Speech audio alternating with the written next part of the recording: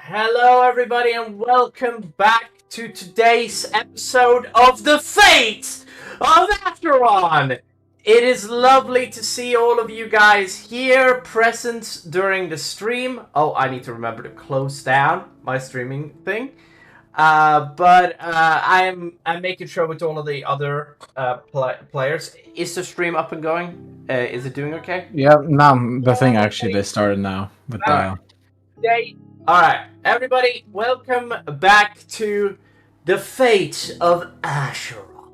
Now, we will be making a bit of a thing that happened. Bird is going to be a bit late, and Bear, sadly, since it's Father's Day, is not going to be able to show up today because of reasons, and that is fine. Also, I have some bad news to tell you guys all about Sage. Sage, the player that used to play Shot, he has to do something else at the moment with his life, and it is a bit sad. But you know, if you can't play the game, you can't play the game. It is okay. It's nobody's fault.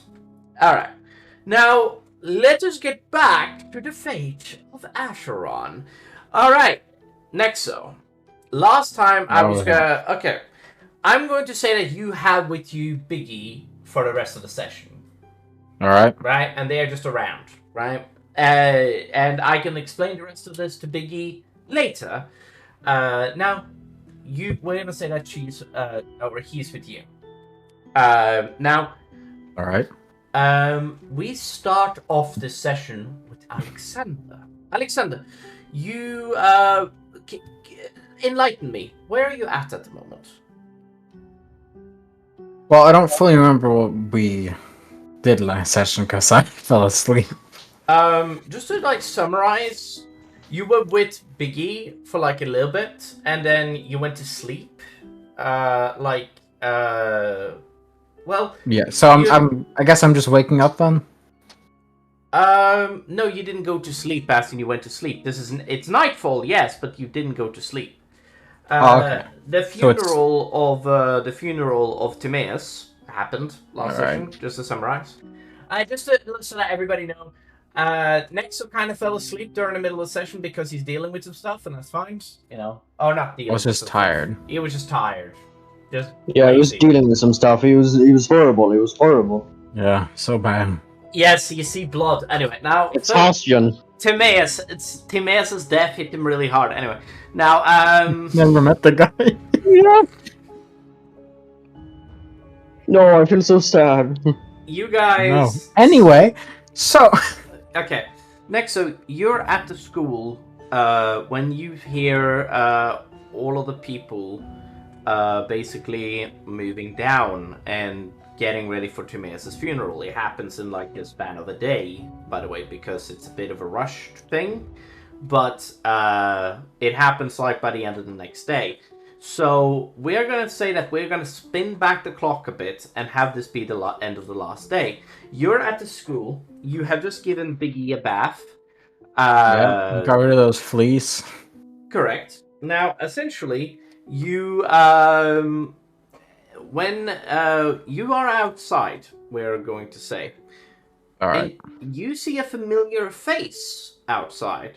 It's the Rainbow Dragonborn lady that approaches the school. Or she's inside of the school's perimeter. All right. Do you approach her? Or do you not approach her? I'm not really sure I want to talk about her. Well, talk to her about though.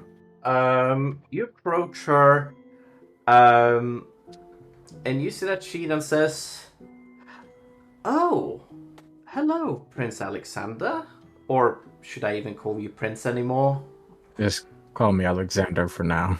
Right. I do have to say that I am a bit sorry about what your father did. He, I got the message back. I messaged somebody in the kingdom, and what did you message him? Well, I messaged somebody that works at the royal palace, and they said to me, and they brought up everything that happened. You know, tell them I was here. No. I told them that I met you, but I didn't tell you where you was, because I didn't even tell her. She doesn't even know where I am. But basically, I needed to have my suspicions confirmed, and so I did.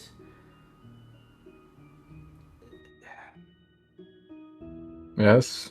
And I left, and Argus did want to come with me, but I told him to stay inside of the inn for the time being.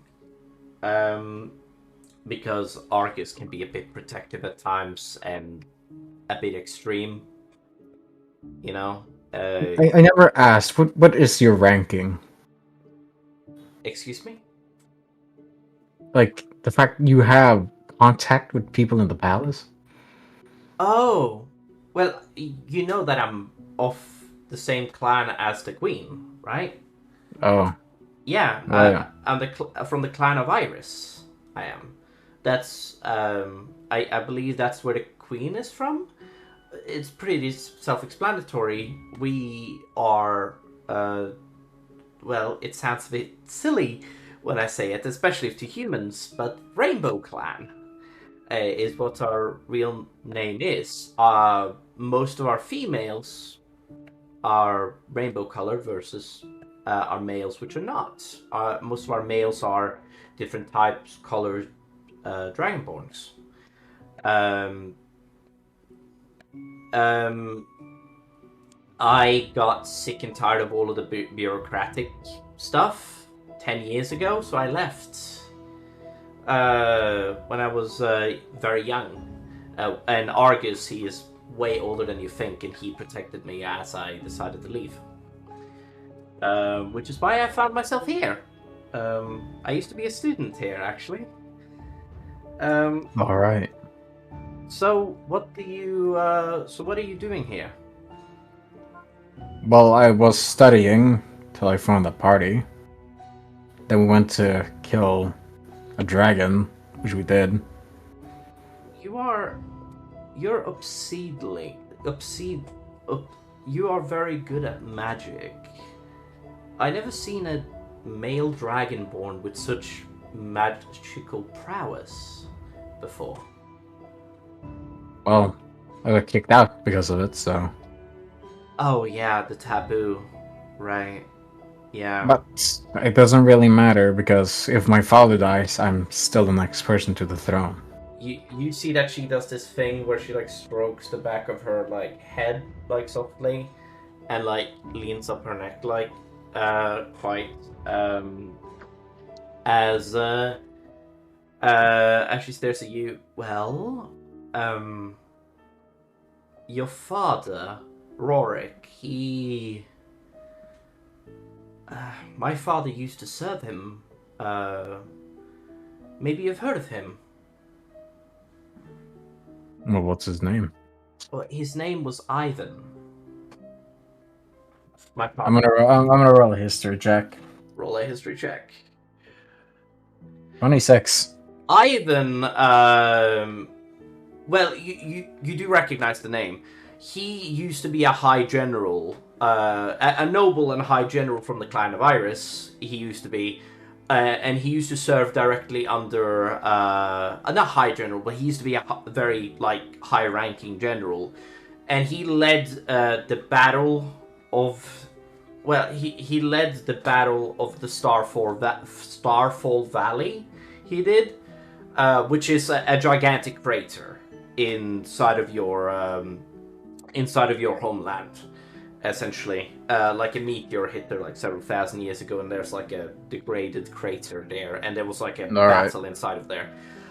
Because of his brilliant strategy, they won, but he died, essentially.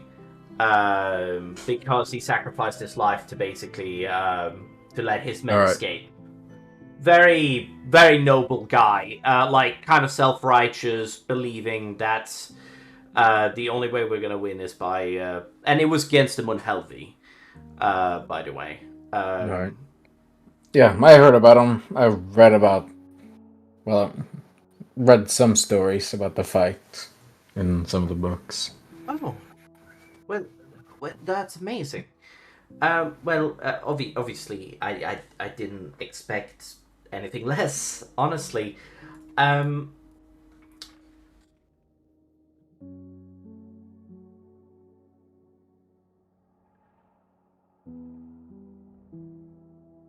you see that she flusters a bit. Well, um, well, well, I don't know too much about your family. Is it true that you're like you have 5 siblings? I think we're 5 in total, I believe. It's been a while. It must be hard. Uh, I mean, I know you're the oldest one. Um, Let me think.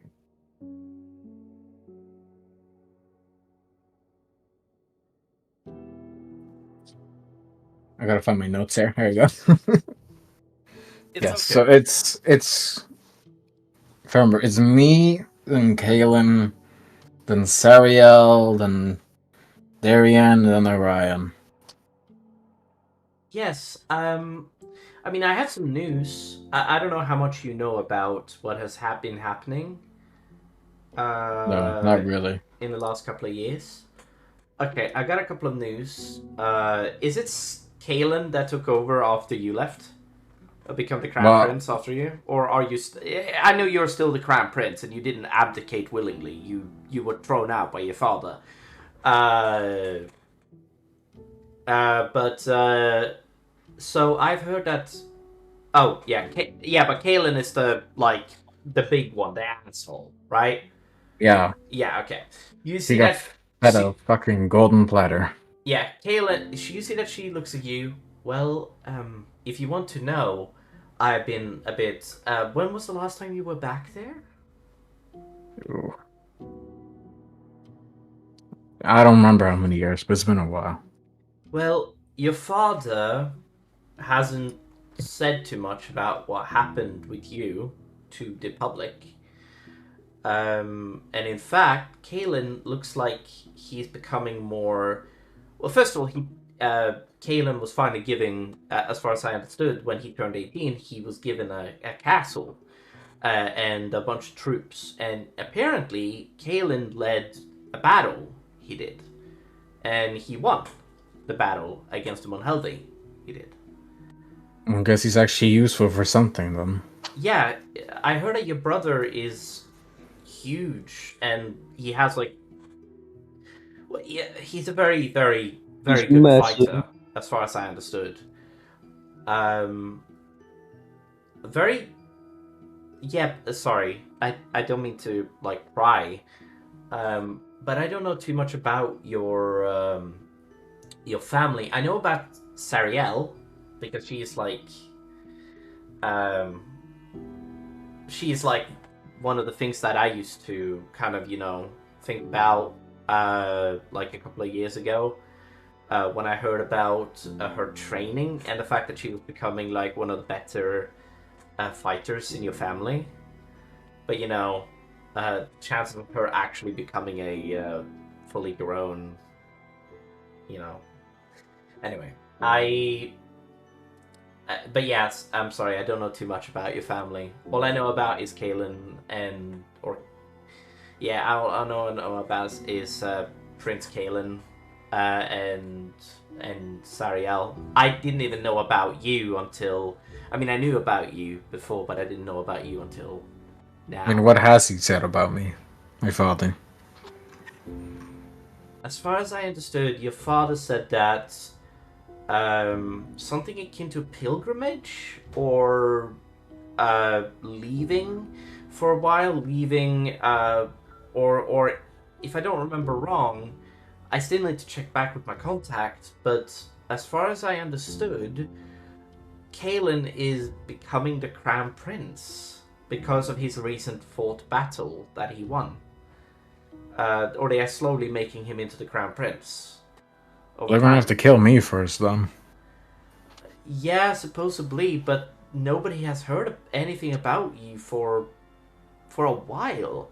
Many people think you're dead, Alex, and Hmm. You know,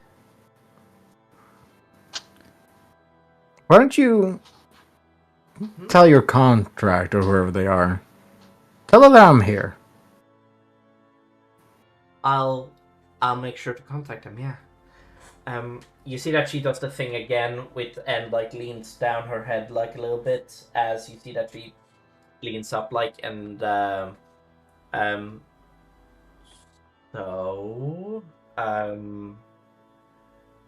where I heard you kill a dragon. Oh yes, I want to pull out the soul crystal. It's in here. Oh, what is this? One of the contraptions Rattler gives? Yes, I have a whole bag of crystals. Oh, that's fantastic. Well, I I am an adventurer myself, and Rattler, well, he trades with everyone for souls. I don't know what he uses. Do you know what he uses the souls for? Has he told you? No, but Mm. I gave him 2 shitty souls, and then, yeah, I got something out of that. Well, what did you get out of that? I'm gonna pull out the fucking null finder. What is that? A null finder, apparently. Oh, well, that explains the little guy that I saw around. And you see that she looks past you and looks at Biggie. Oh, so that's Yeah, they stole my money, but I got it back. That's so good. Well, I mean, I'm not one to like pry, but you know that knows a lot. Like, this is not me being offensive. This is just me telling you the truth. But gnolls have a they happen to a lot end up with disease. Well, that's why I gave them a proper bath. You see, she looks and she looks at you. Okay, I'm not gonna pry. I get it. Well,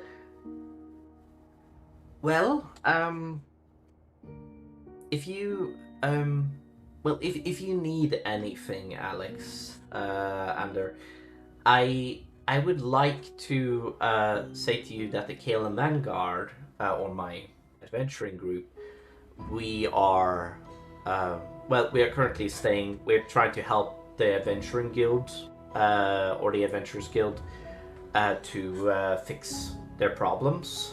We are currently, and we're staying currently in the Blue Whales Inn, even Alright. though I heard about the death of their son, which was tragic. Oh yeah, one of our party members is friends with them. Oh no. I never knew the person, so can't really say I'm sad, but No, I understand. Trust me, I get it. I do gotta ask, what ranking is your contact? She is the maid in the. I mean, Oh. I don't want to tell you too much. Next, so if you do wish to, give me a persuasion check with advantage. I'm not gonna. Yeah, sure. Advantage. All right, you. All right. Say what. All right. All right. What do you say with that persuasion? A weird question to ask, but I'm gonna ask anyway. Well, like, are they like the head maid or just a normal one? No, she well, she serves under your sister, Sariel. She's her personal maid, which is why I know a Oh. bit more about her than everybody Well, else. tell her to tell Sariel where I am. And then I would like for you to update me if there's any chaos going on, now that they know where I am. Yeah, I will. Well, I need to get back to the Adventurers Guild, but it was nice seeing you again. And you see she brushes the back of her head again, softly. And when you look at her face, you feel like a soft, like as you look at her color slightly change. from being like her typical like her white scaly, but it changes from that to like a strong like a light red color. Her All right. entire skin. If My you skin want, stays the same. if yeah, your skin stays the same. If you want to, you can go right ahead and you can I don't know how much you Roll know. an insight. Is that what you mean? You can roll a history or insight. It depends on you what you want to do. Well, my history is bigger. I'm You gonna use my inspiration token. Oh, okay, good. That ain't that good. My history's better. Not one. I'm gonna get another 11. Fuck, those rolls were both dog shit. Should have given up. You know that She rolled insight instead. the reason. Okay, so you know. Absolute. I'll tell you. I'll tell you two things. I won't tell you all 5 things that this is tolerated to, but I'll tell you 5 2 things. things. I won't tell you all 5 to 6 things that this is all included with, but I'll tell you 2 things. The first thing that you notice, one of the first things that you remember from your early years, is that, and this one is the obvious one because you have a mother, and that's why I'm giving you this one for free. Depending on their emotions, the color on their skin change, and the second thing is, depending on, and basically. And what you remember is that they can use every breath weapon. They can go from psychic to, but they are psychic breath. They can go from psychic, psychic. I think it's a psychic scream, honestly. But they can either do psychic breath or scream, or they can do, or they can go all the way to like, that, making them formidable opponents. But they also are one of the least damaging breath weapon creatures, but they are still the most dangerous dragonborn creatures that exist. Just to give you a bit of a generality to them. All right. That's all I'm gonna say about that.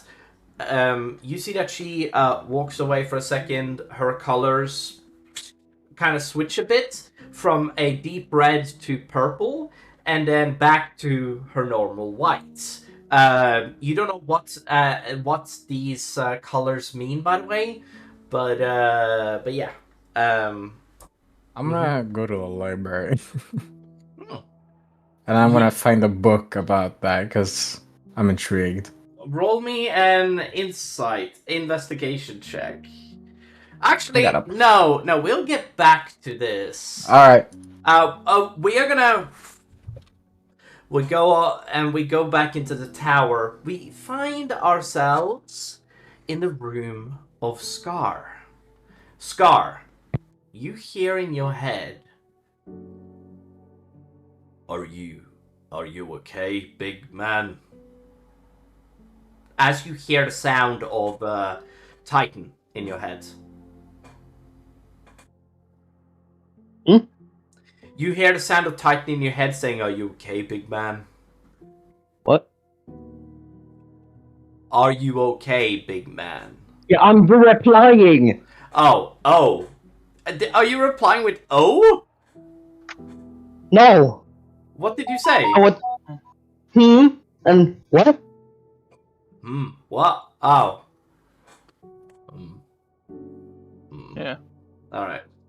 You see that he goes, or you hear that he goes, "Are you doing okay?" Yeah. Why would I not be? I don't know. I'm asking you. Earlier today, a lot of blood. Or, sorry, earlier... No, is it today? No, I don't think it is earlier today. I think it's... No. Be yesterday. Earlier yesterday, a lot of blood everywhere.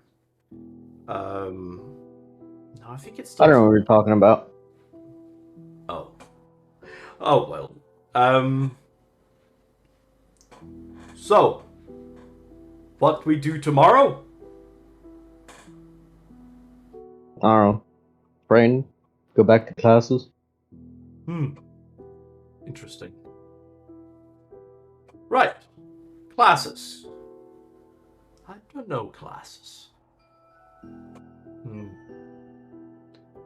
What are classes?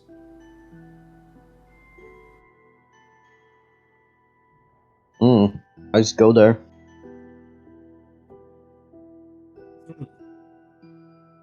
Oh dear. Class. I never heard of classes before. That's interesting.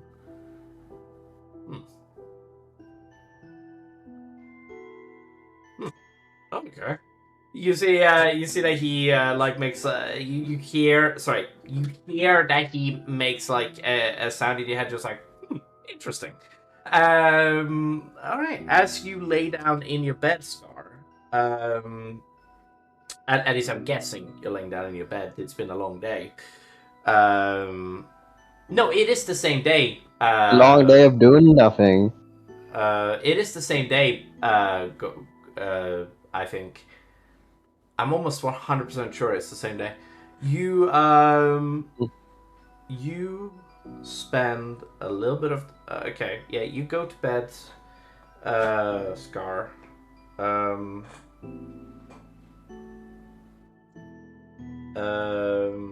Yeah. All right. You go to bed and you go to sleep. And we're gonna pan out of. Sorry, there's not a lot else to do. We pan out for a second, and we go to Cole.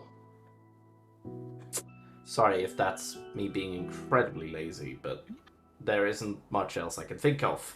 Yeah, it's understandable. We go to Cole. Cole, what are you doing at the moment? What were we doing last session? I remember we were doing something about the funny rat got killed in with a spell or something. The Correct. funny rat. The rat guy King. I almost said. Damn, that would have been funny. The rat guy did indeed get murdered. Yeah, in that session. Correct.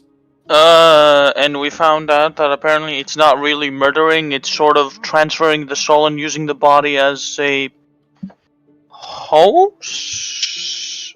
Like a transference portal or something? I don't know. Some weird branch shit. No, from what you understood, it's a bit more complicated. But Golden, I'm gonna share my. Oh yeah, that fucking bastard threw me down the fucking ground. What? Fucking what's his name? Hammond fucking just teleported me and face planted to the fucking ground. That fucking bastard. You okay, Golden, you go to sleep. I actually have something that's gonna happen. You go to sleep. You do. You wake up in the morning, like nothing really happened. Or like you're probably still thinking about what happened yesterday. I don't know what kind of person wouldn't be thinking about what happened yesterday, but you're probably thinking about what happened yesterday. Am I right or am I wrong? Yeah, of course I would be thinking about it. You're thinking about what happened yesterday, and then when you wake up, okay. In your sleep, you see ice staring back at you. You do. These eyes are locked onto you while you sleep. However, every time you go to stare at those eyes, they move. Kind of like a perception filter is around them. Like whenever you stare at them, you can't fixate on their eyes. Does that make sense? Can I make a little comparison? Isn't that how do I say this? There's a thing whenever you close your eyes, like if you hold them close enough. Yeah, there's things around you, and if you try and look at them, they disappear. Could be. Yeah, because I'm saying if it's that, yeah, I understand. It could just be paranoia. Honestly, that's. I don't know, man. You've seen some weird. Somebody's watching. Somebody's coming in. Golden. Sounds like someone's breaking in. You wake up in the middle of the morning. We're gonna say 5 o'clock in the morning, right? It's nothing new to you. I'll say that is your typical. Happens often. That happens often to you. You either have nightmares or you sleep. I don't know. Start considering it normal. I mean, I'm gonna be honest. You have killed a lot of people. Like, I wouldn't be surprised if your character's kill count is up to John Wick, style kill count. But anyway, now essentially, you wake up at 5 o'clock in the morning, and you scan around the room like you always do, right? Or am I wrong? Would you not be scanning around the room as you wake up? Yeah, of course, like Alright. always. I want all the information inside my head since I am informational. You scan around the room to see if anything has changed or if there's anything wrong. This is like your normal pattern. You wake up, you always check everything to double check everything was where it was before you went to bed. You have like a particular pattern, right? You put things on one space and you keep it in that one space. If it has moved by an inch, you would be that kind of guy to notice, right? Should I roll for perception? If you wish to, but you don't need to. Does it give me a bonus if I do? No, it will not. Because what you see in the corner of the room is weird. You see a mirror. You do. Now, this mirror, you've seen this someplace. This is a very familiar mirror. But you can't place exactly where you've seen it. It's weird. It wasn't here before you went to bed. You are sure of this information. But you've seen this before. What do you do? Okay, so here's the thing. The clever idea is to probably go inform the other people, but I'm too curious and I go investigate it. Okay, you get up from your bed slowly, methodically. You spend a second as you march forward, looking into the mirror. You stare into the mirror, and there's a thing with this mirror. Now, the more you stare at the mirror, the more curious it gets. It's like you want to stare at it. Does that make sense? You have a sudden feeling that something good will happen if you watch it.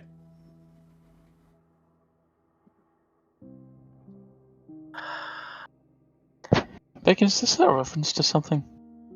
Could be. Beck, is this the reference from the mirror from Harry Potter? Wait, are you talking about the Mirror of Erised? Yeah. No, it's not a reference to the Mirror of Erised. Okay, I was about to fucking say. Because we had enough Harry Potter references in this fucking campaign so far. Oh my god, this is not a Harry Potter reference. Okay, continue. The entire fucking school. No, the school is not a Harry Potter reference. Don't get me wrong, the idea is a Harry Potter reference, but not the actual school itself. You. Anyway, yeah, so... Dickhole. Fucking ass. Continue. What do you do?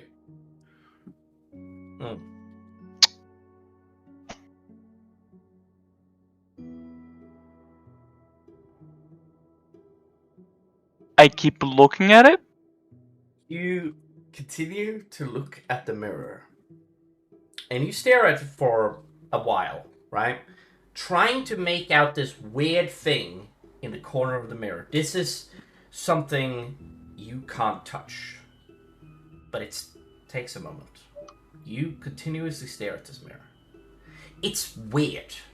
Because the thing in the corner catches your eye so well, it's there. But you stare so long at the mirror that all of a sudden, it's like your reflection blinks back at you. It does that thing. It closes one of its eyes for you, and it looks at you.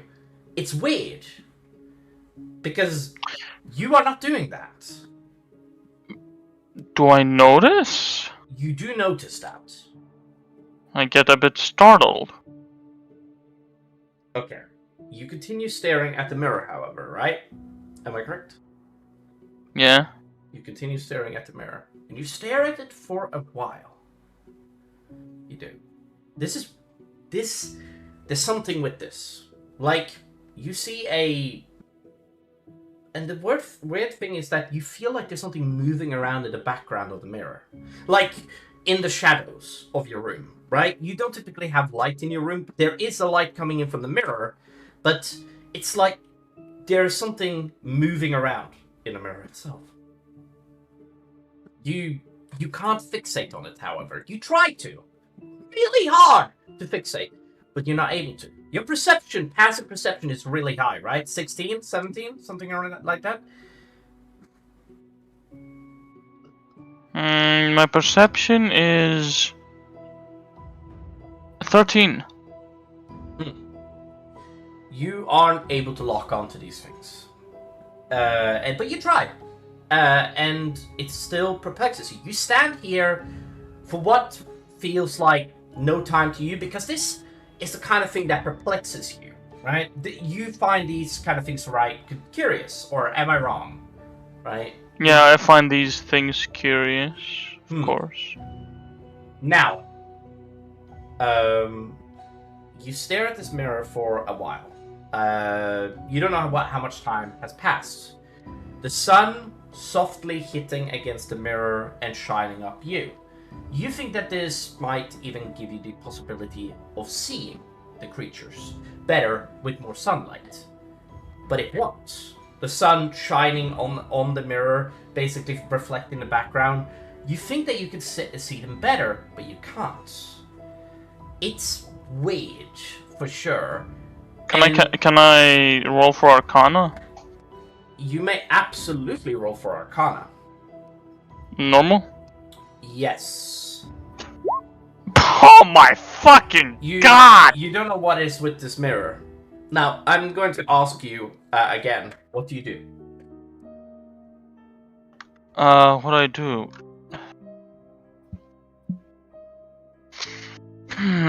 Okay, so to summarize it, I saw my reflection literally fucking wink at me. Yeah. And I see shadowy figures? Yes.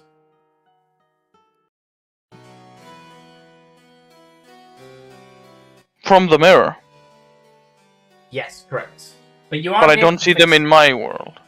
Well, you aren't. Are you trying to turn around your head to see if you can see them? Yeah. You turn around. You try to turn around, but you realize something.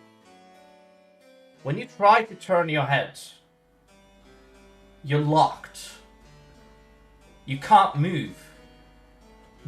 Okay, so I cannot move my head. So you cannot move your head. You cannot move it. What do you do? I try waving at the mirror? You try to raise your hand to wave at the mirror, and this is the weird thing. You try to face, but what you see in the mirror is that the mirror itself, the mirror has your hand raised up and wave at you, but you are standing still. Like your physical body, you don't feel your head moving at all, but you can see inside of the mirror, you can see it's turning, but your body, you're not able to move. You are fixated in this spot.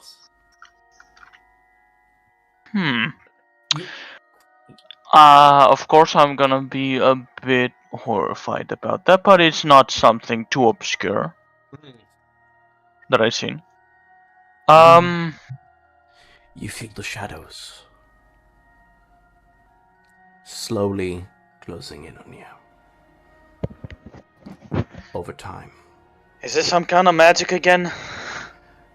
You don't think so. No. I'm saying as a character. Oh. No, no, you don't think so. But the more it gets closer and closer, the shadows do. You all of a sudden feel a hand on your shoulder, and you turn around to basically face one of your fellow students. No, not a fellow student, your little brother, which has managed to get in here somehow. And you see that he's like, "Hey, bro, are you okay?" What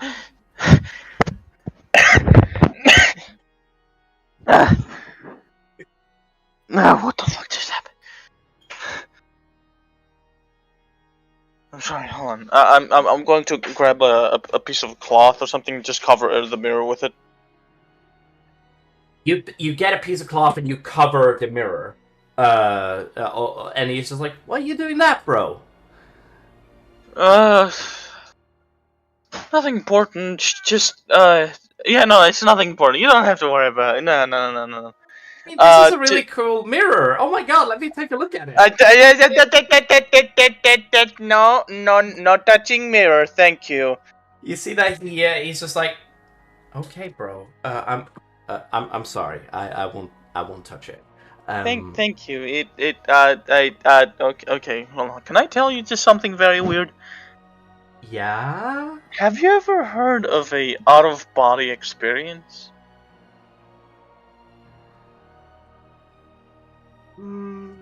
Yeah, kind of. I mean, Would you like to explain to me what an out-of-body experience is? an out-of-body experience is something that is, I mean, if you think about the spell astral projection, it kind of puts your body outside of your thing. But Can astral projection happen in a mirror?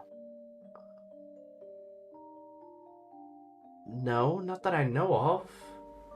But maybe, I mean, out of body. The unseen realm.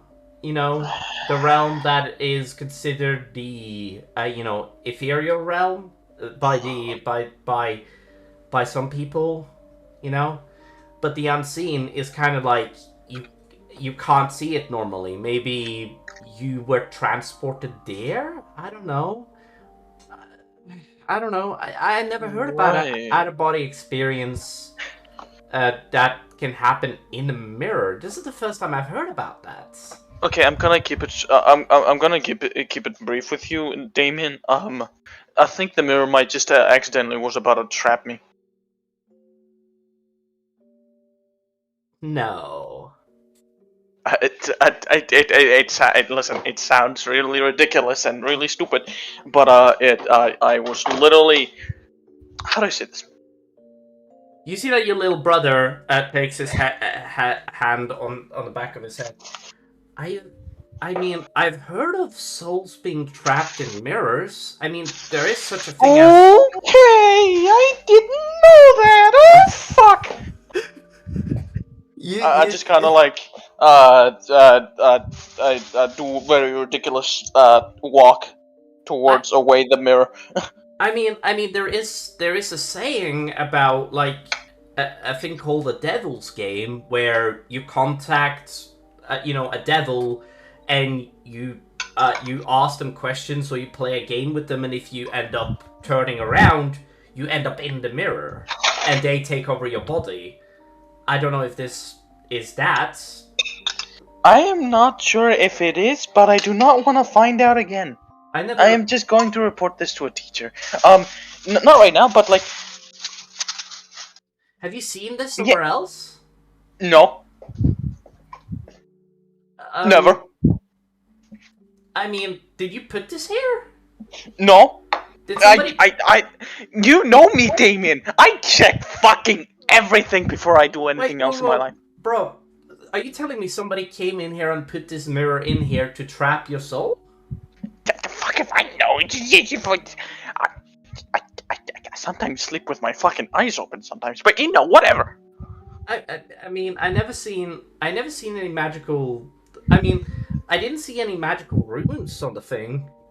I didn't even see any magical magics on the thing. I have no clue, Damien. I have no clue. It's just a fucking mirror that apparently, when I walked up to it, I couldn't resist but keep on looking. And then afterwards, for some fucking ungodly reason, when I tried to move my hand, I tried looking with my hands down, and apparently my hands were immovable. So you're saying you felt paralyzed?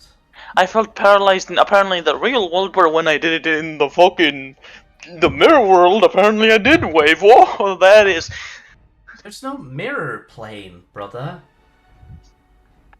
I mean, I never heard about this before. And we are from a very sophisticated order that deals with this shit on a daily basis. How do we not know about this? You see, he then looks at you. Wait, I've never heard of this. How could it be that we haven't heard of this before? I might need to check on the doctors. We need to, first of all, we... Well, first of... Actually, yeah, no, we need to report this to the teachers. But then afterwards, I'm gonna go do a checkup on the doctors. Right, yeah, I agree. Okay. Let's discuss this later, okay? Okay. Oh, fuck! Right! Class! And I just start running to the class as fast as I can. You run past Damien and you just see that he basically looks at you as you basically run out of the room. And you see that he like walks out of the room and closes the door. He does do that, and he basically you can't tell what he does while you're running away, but he's clearly doing something to the door. Anyway, now you Oh, he's gonna wanna fuck with me. No. You you see that you as you run away into your classes, you basically find your way to the classes. Scar, you wake up. You do. I'm now gonna stop playing this creepy as fuck music. Just begin playing the most goofy music ever.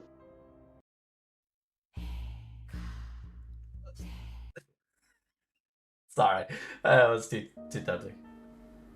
Hold on. Alright, awesome. You guys...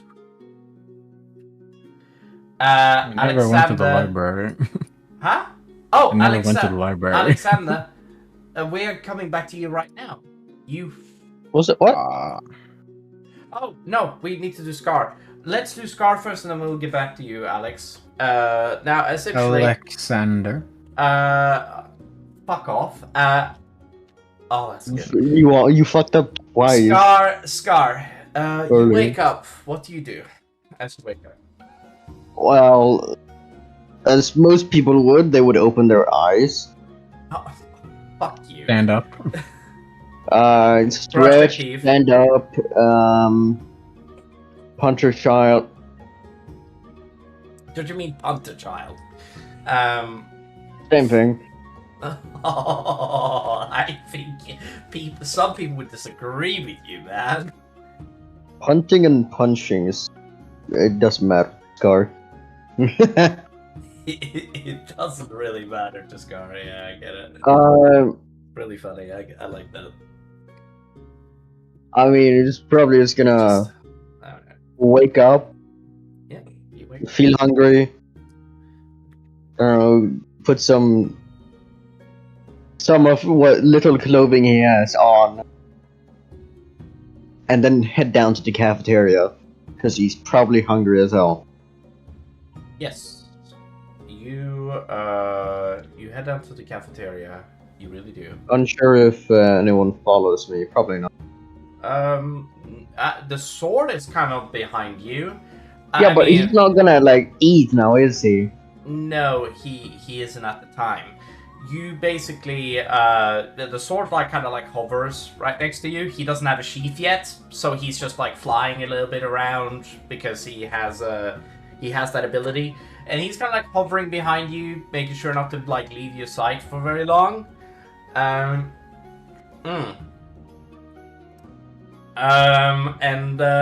Yeah, you basically take a bit of time, and you spend a bit of time as you walking through the corridors of the school, and then you find yourself in the cafeteria. You see that one of the students grabs your sword he's not attuned to it, mind you, and he's just like, "Whoa, this is a really cool sword." He's a student of Dragon, like the House of Dragons, and you see that he like grabs the sword, like Titan. He does, and he's just like, "Whoa, this is a great sword, huge." I'm grabbing his wrist, clenching it until he lets go. Oh, you just clench. And then I walk away. Yeah, you clench the sword.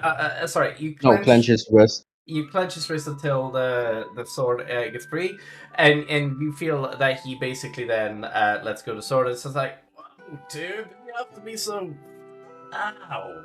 And you see that he, typical like university student or like, college student, you know, like kind of like a bro. Oh my god, yeah, Saint of what rules, you know, kind of that kind of type or style guy. And he's just like, dude, that was uncool, man. Why would you do that?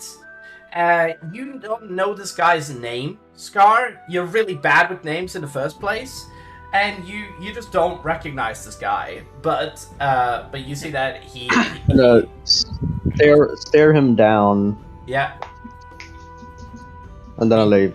You stare him down, and then you leave. You head off into the distance. You do, and you find no one's yourself... stopping me from getting my breakfast. Yeah, and you eat for a time being. Yes, you do. As you were eating... He does? Oh my god, Beacon! Wow! That's such a revelation.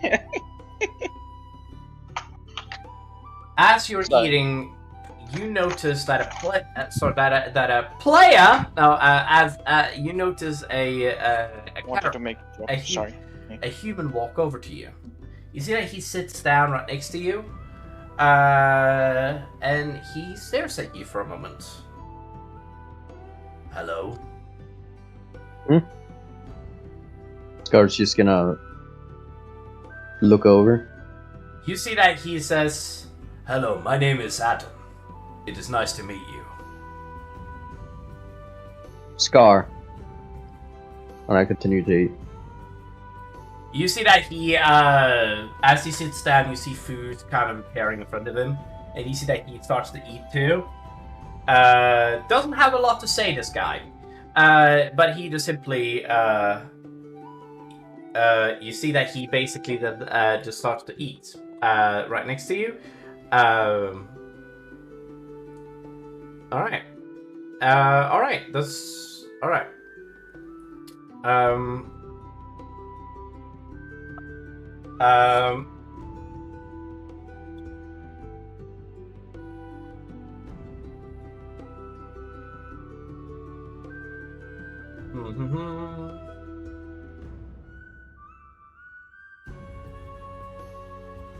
You see that he just sits there for a moment and just eats with you, because, you know, even though there's like plenty of space else to sit, he sits right next to you, Scar. Alright.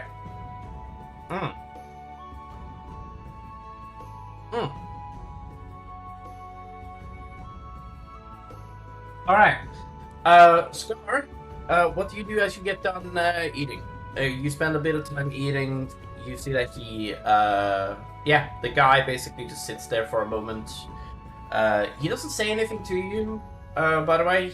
Very stoic, silent guy. What do you do as you finish eating? I'm gonna try and find Alexander. Because he knows what our school schedule is. Oh, you get up and you start looking for Alexander. Would you be thinking about the library at all? I don't know. Alright. You spend a bit of time going, alright. Roll me a investigation check really quick.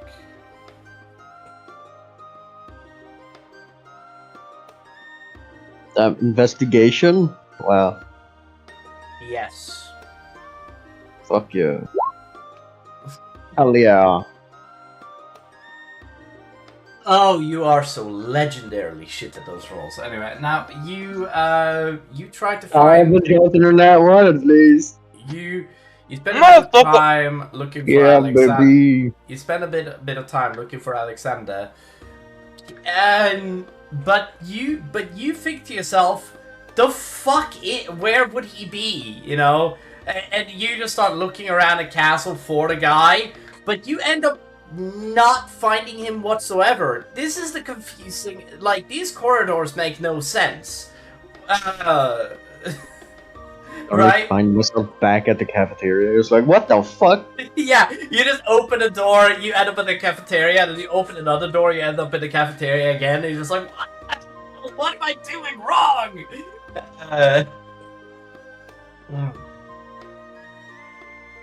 Alright, you spend a bit of time basically getting used to this, and you try to fucking, you try to think and be like, where the fuck is Alexander? I have no idea. Oh, by the gods, or whatever Scar believes in. You see that he The great Greg. The great Greg, yes indeed. Said Greg. Greg. Yeah. Greg. Greg. Yes. The great Greg. Nope, yes, Greg. Oh, okay. But yeah, essentially you go along your way, and we're now gonna pass over to Alexander, which has been, which is not something that Alexander, Nexo, does Alexander spend a lot of time in the library? When he has nothing to do, yeah. Would he spend the night there? Probably. He's done that before. Alright. We're gonna say that you fell asleep at the desk, but we'll continue. Or we could just say that we go back. But we're now gonna go to the last night. You guys spend a bit of time. Wait. Before all that, Yeah. can I go report what happened to the teachers?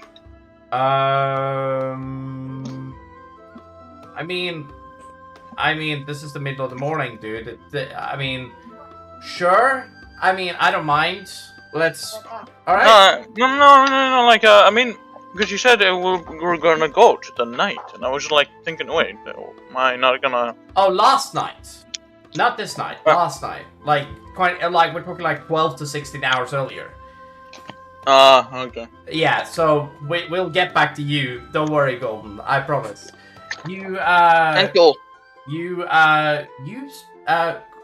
Nexo, I thought the bird would be here by now. Very surprising. It's gonna be a lot of shit for Bird to do after this session. Okay. Alexander, you head your way into the magical library of the school itself. And you walk into the school. And you find yourself inside of the library. What do you do as you reach the library? I'm gonna look for a book about rainbow dragonborns. Roll me an investigation check. And for you, I'm gonna say this is an advantage considering this is a dragonborn based check. Also got Gizmo. 23! Alright, you rolled a 23. Alright, you find a book about Alright, you find a book about a scientist, or what you presume to be a scientist, or a scholar of some kind, you know, that writes about dragonborn behavior. And it even says something about, dragonborn behavior like, let's say, dragonborn puberty or something like that, something you are very accustomed and familiar. You open the book. You open the book, and you start reading, and you see that written in the language itself. This is in Draconic, written, by the way, meaning that it is actually in the language that you speak and read. You basically go over the language itself. You read it for a while, and you go from like the sections on like, oh, dragonborn mating to dragonborn puberty to dragonborn. To like dragonborn childhood, to half dragons, and yada yada yada, and it basically just a whole summarization on what dragonborns are like during most of their life, and how quick they age in comparison to everybody else. It's a very simple book. you find yourself on a page. Question. Does Alexander? Wait, Nexo, do you react to any of this information you see? I've already read of like a million fucking books. I already know about this. Oh, But Alexander usually has this dead What face was his expression. Usually, what was his first thoughts when he saw I assume that his childhoods are a lot different than what it says in the books. very. Well, first of all, it's not about how Dragonborns are when they grow up. It's about the perception. Do you understand? Like, it's about how does their anatomy work? It's not about how they are when they grow up. Like, when does a Dragonborn go through puberty, and how does it affect them? Like, for example, when the Dragonborn reach puberty in my universe, it is written that they get their breath weapon, right? Their fire breath, or their breath, right? But they don't get it until then, and they typically have a tail until some Dragonborn has a tail until they reach their puberty age, but some Dragonborns keep their tails depending on certain things, and there's some Dragonborns that keep their tail versus some Dragonborns that don't. It's kind of like a mixed bag at times, if that makes sense. Now, I'm not going to go over this because Nexo already knows all of this. Not Nexo himself, but Alexander already knows of all of this. And if he was just like, hey, how does Dragonborn puberty work? I will literally just tell him. Now, you basically, Nexo, you read carefully down the actual letters of this book. You find, and you basically go past Black Dragonborn to Red Dragonborns to Purple Dragonborns, Pink Dragonborns. I know, very shocking. And then you reach the Rainbow Dragonborns, and you basically go through all of this, and you read that it says Rainbow Dragonborn is the most versatile of all of the Dragonborn races, mostly female. However, a male every 500 to 600 years. Somewhere between one to every 1,000 years, a male will be born, and a rainbow male dragonborn will be born, and that male rainbow dragonborn is said to lead the house. Right? Doesn't mean who it is. It's literally like if you're a male rainbow dragonborn, you become the leader of their house. Essentially, their Irish clan. Right? It doesn't matter if you're of low birth or noble birth, that's what will happen, because males are considered very, very important in the Dragonborn culture. That's just how it is. I don't know what else to tell you. Now, when you read through this, you see that some males will typically be born. Females, however, it will always. Females, however, gets born regularly, and Rainbow Dragonborn females get born quite regularly. And there was a time during your people's history where they used to be bred quite often, or used as breeding, because a Dragonborn can be birthed, one of each color. It doesn't matter which color it is, can be birthed from a Rainbow Dragonborn. We're talking purple, red, black. Doesn't matter. They can all be birthed from it. You already know this information. I already told you this.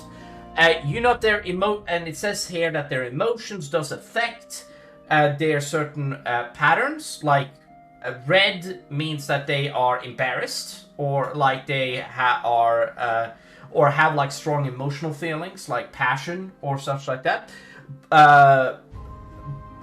Dark red means rage or anger.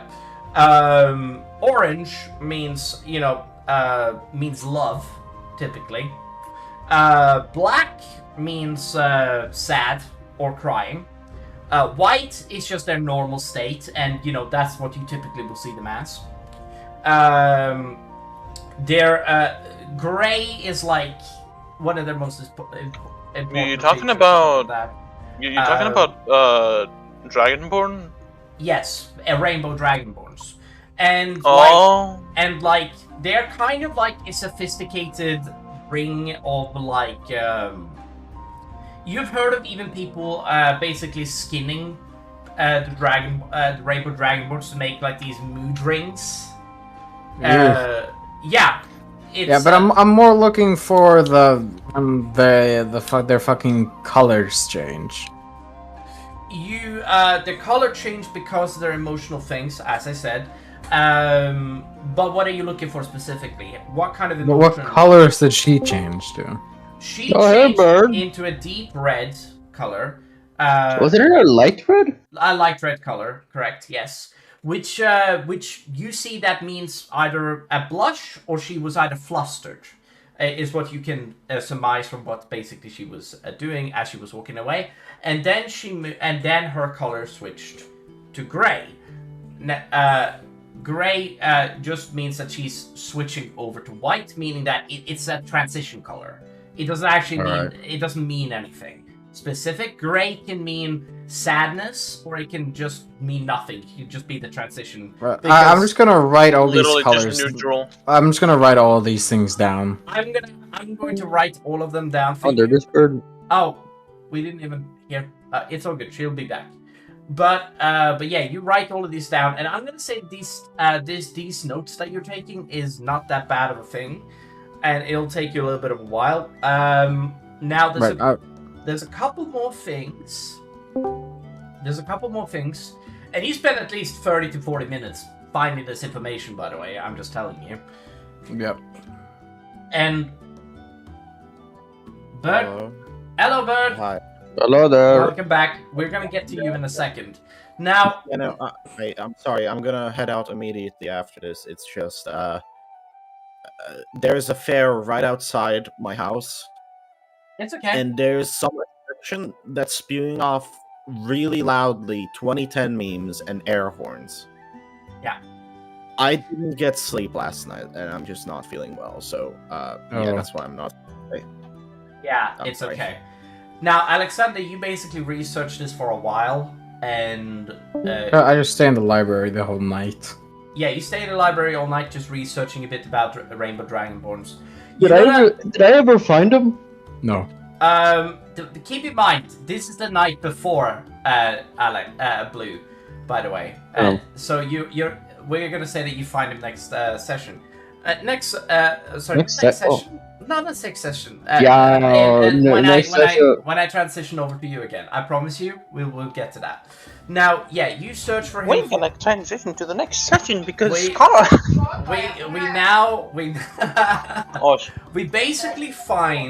basically find out that you basically find out just a little bit more about Rainbow Dragonborns, and that they are, like I said, the most versatile of your race, but they're also really emotional creatures. Like that's something they are very commonly known for. Does that make sense? Mm-hmm. Very emotional creatures, insanely emotional, in fact. And they kind of are really, but they are like, but there hasn't been an evil rainbow dragonborn in hundreds of years, or thousands of years, because of the reason that they typically don't have a negative moral compass. They are typically raised to be good and noble creatures. Not saying there hasn't been evil rainbow dragonborns. I'm just saying that they are very kind-hearted spirits. Most of the time. But you basically write down all this in your notes. I'm going to tell you about the color schemes later, and this is not as important right now. I just fall asleep in the library, I guess. But yeah, you fall asleep in the library with a book on your or a book page open. I would symbolize this, but you do, and you click long rest. All of you guys can click long rest, by the way, in case you haven't already. Okay, your connection. What? Can you hear me? We've been banned. Sorry. All right. Yeah. You can click long rest when you wish to for your characters. Bird is not gonna be here, I think. So I think that I'm gonna just have it reverse tomorrow next session, where we basically get back to what she does after the funeral. But we're gonna do some stuff that is not going to be indicative of Bird this session, and we're going to say Biggie and Bird still follows you guys this session. Does that make sense? Yeah. Yeah. Okay. So until, but yeah, essentially we're gonna continue what happened to Biggie last session, but we're gonna say that Biggie just follows you, Scar. Oh, sorry, Alexander. Now, Scar, in the morning. No, Golden. We're gonna get to Golden first. Golden, Yeah. you walk off into the school. You headed to a class. You finish the class. And you start looking for a teacher. There's a teacher present at the thing. I think that you have... let me quickly look this up. I think that you have... Alright, let's say that you have Bard... Oh, sorry. Hold on. 1 second. You don't have Bard class. You don't fucking give a shit about Bard class. Hold on. Let me quickly look up the...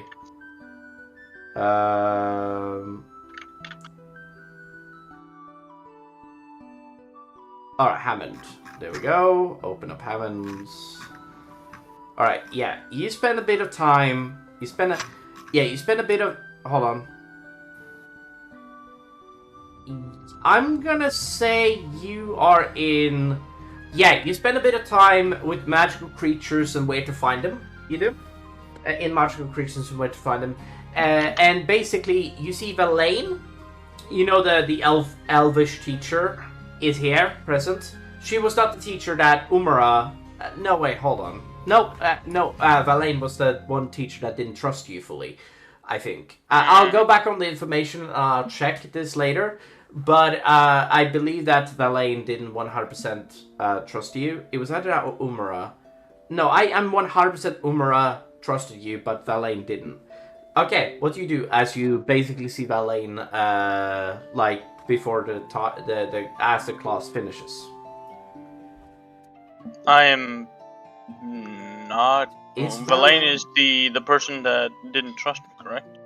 Hold on, let me double check. No, I think Verlaine... No, no, Verlaine is the one that didn't fully trust you, yeah. Yeah. Didn't fully trust me. Yeah.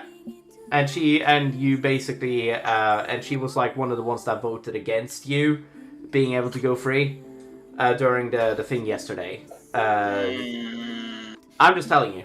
Alright. I will just try to avoid speaking to them. Alright, you avoid speaking to them. What do you do instead then? What do I do instead? I go to Hammond and I... You find yourself inside of the room where Hammond Actually, is... hold on. I'm guessing I can just imagine it and Hammond will just bring me there. No. Okay, fair enough. Okay, I just go to his room, basically. Okay, yeah. Alright, his office. You basically walk a bit. You open the door and you find yourself inside of the teachers or the main teacher's classroom. So you find yourself inside of Hammond's office. You do, and you see that Hammond then looks at you just like, hello, Cole. What can I do for you today? Hello, Mr. Wait, Hammond is your second name, right? Call me Caleb. Unless... Okay, hello, Mr. Caleb. Not Mr., just Caleb, please. Okay, I see. Anyway,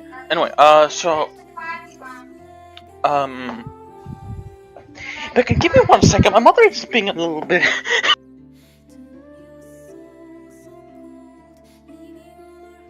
What a day. What a day, people. What a fucking day.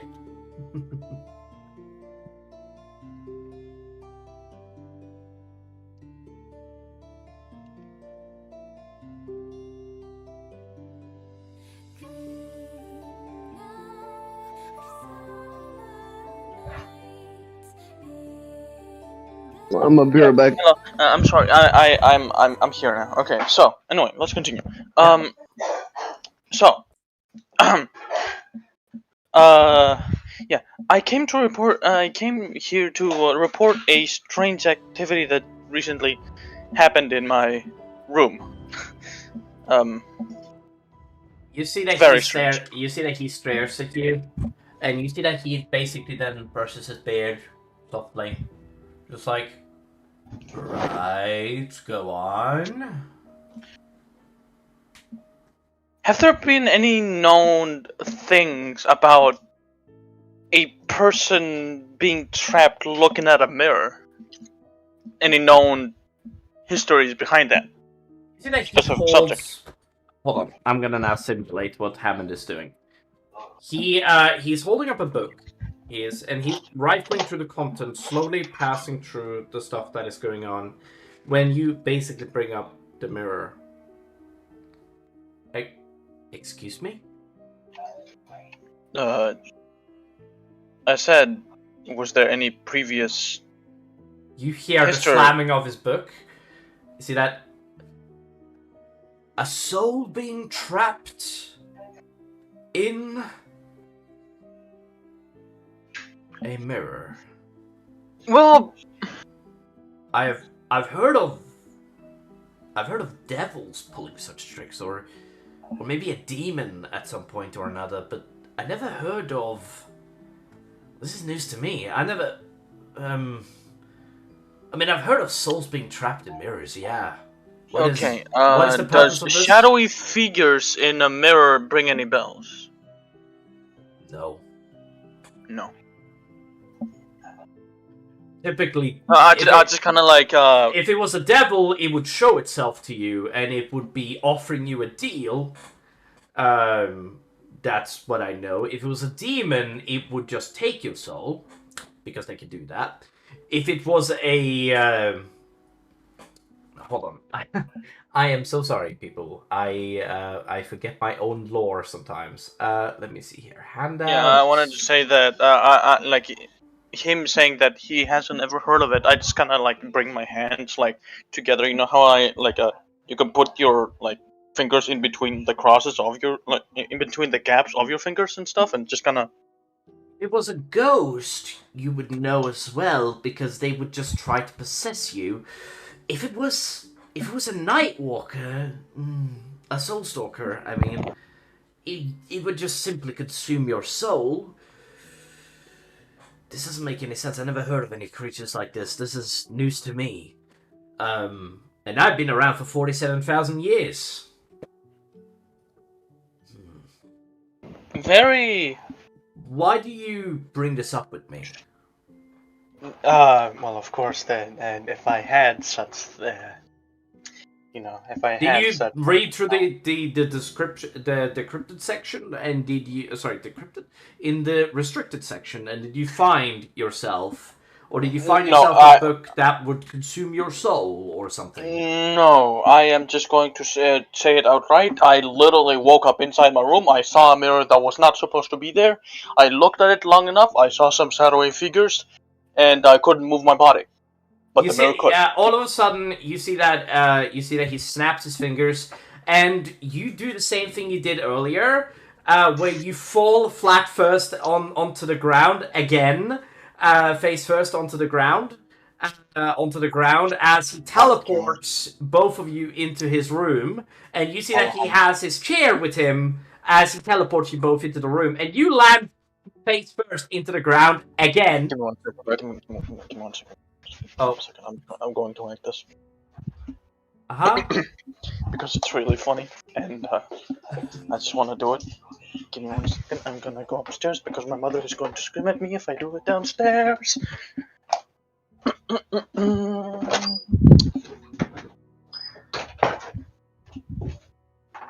Ah! Fuck!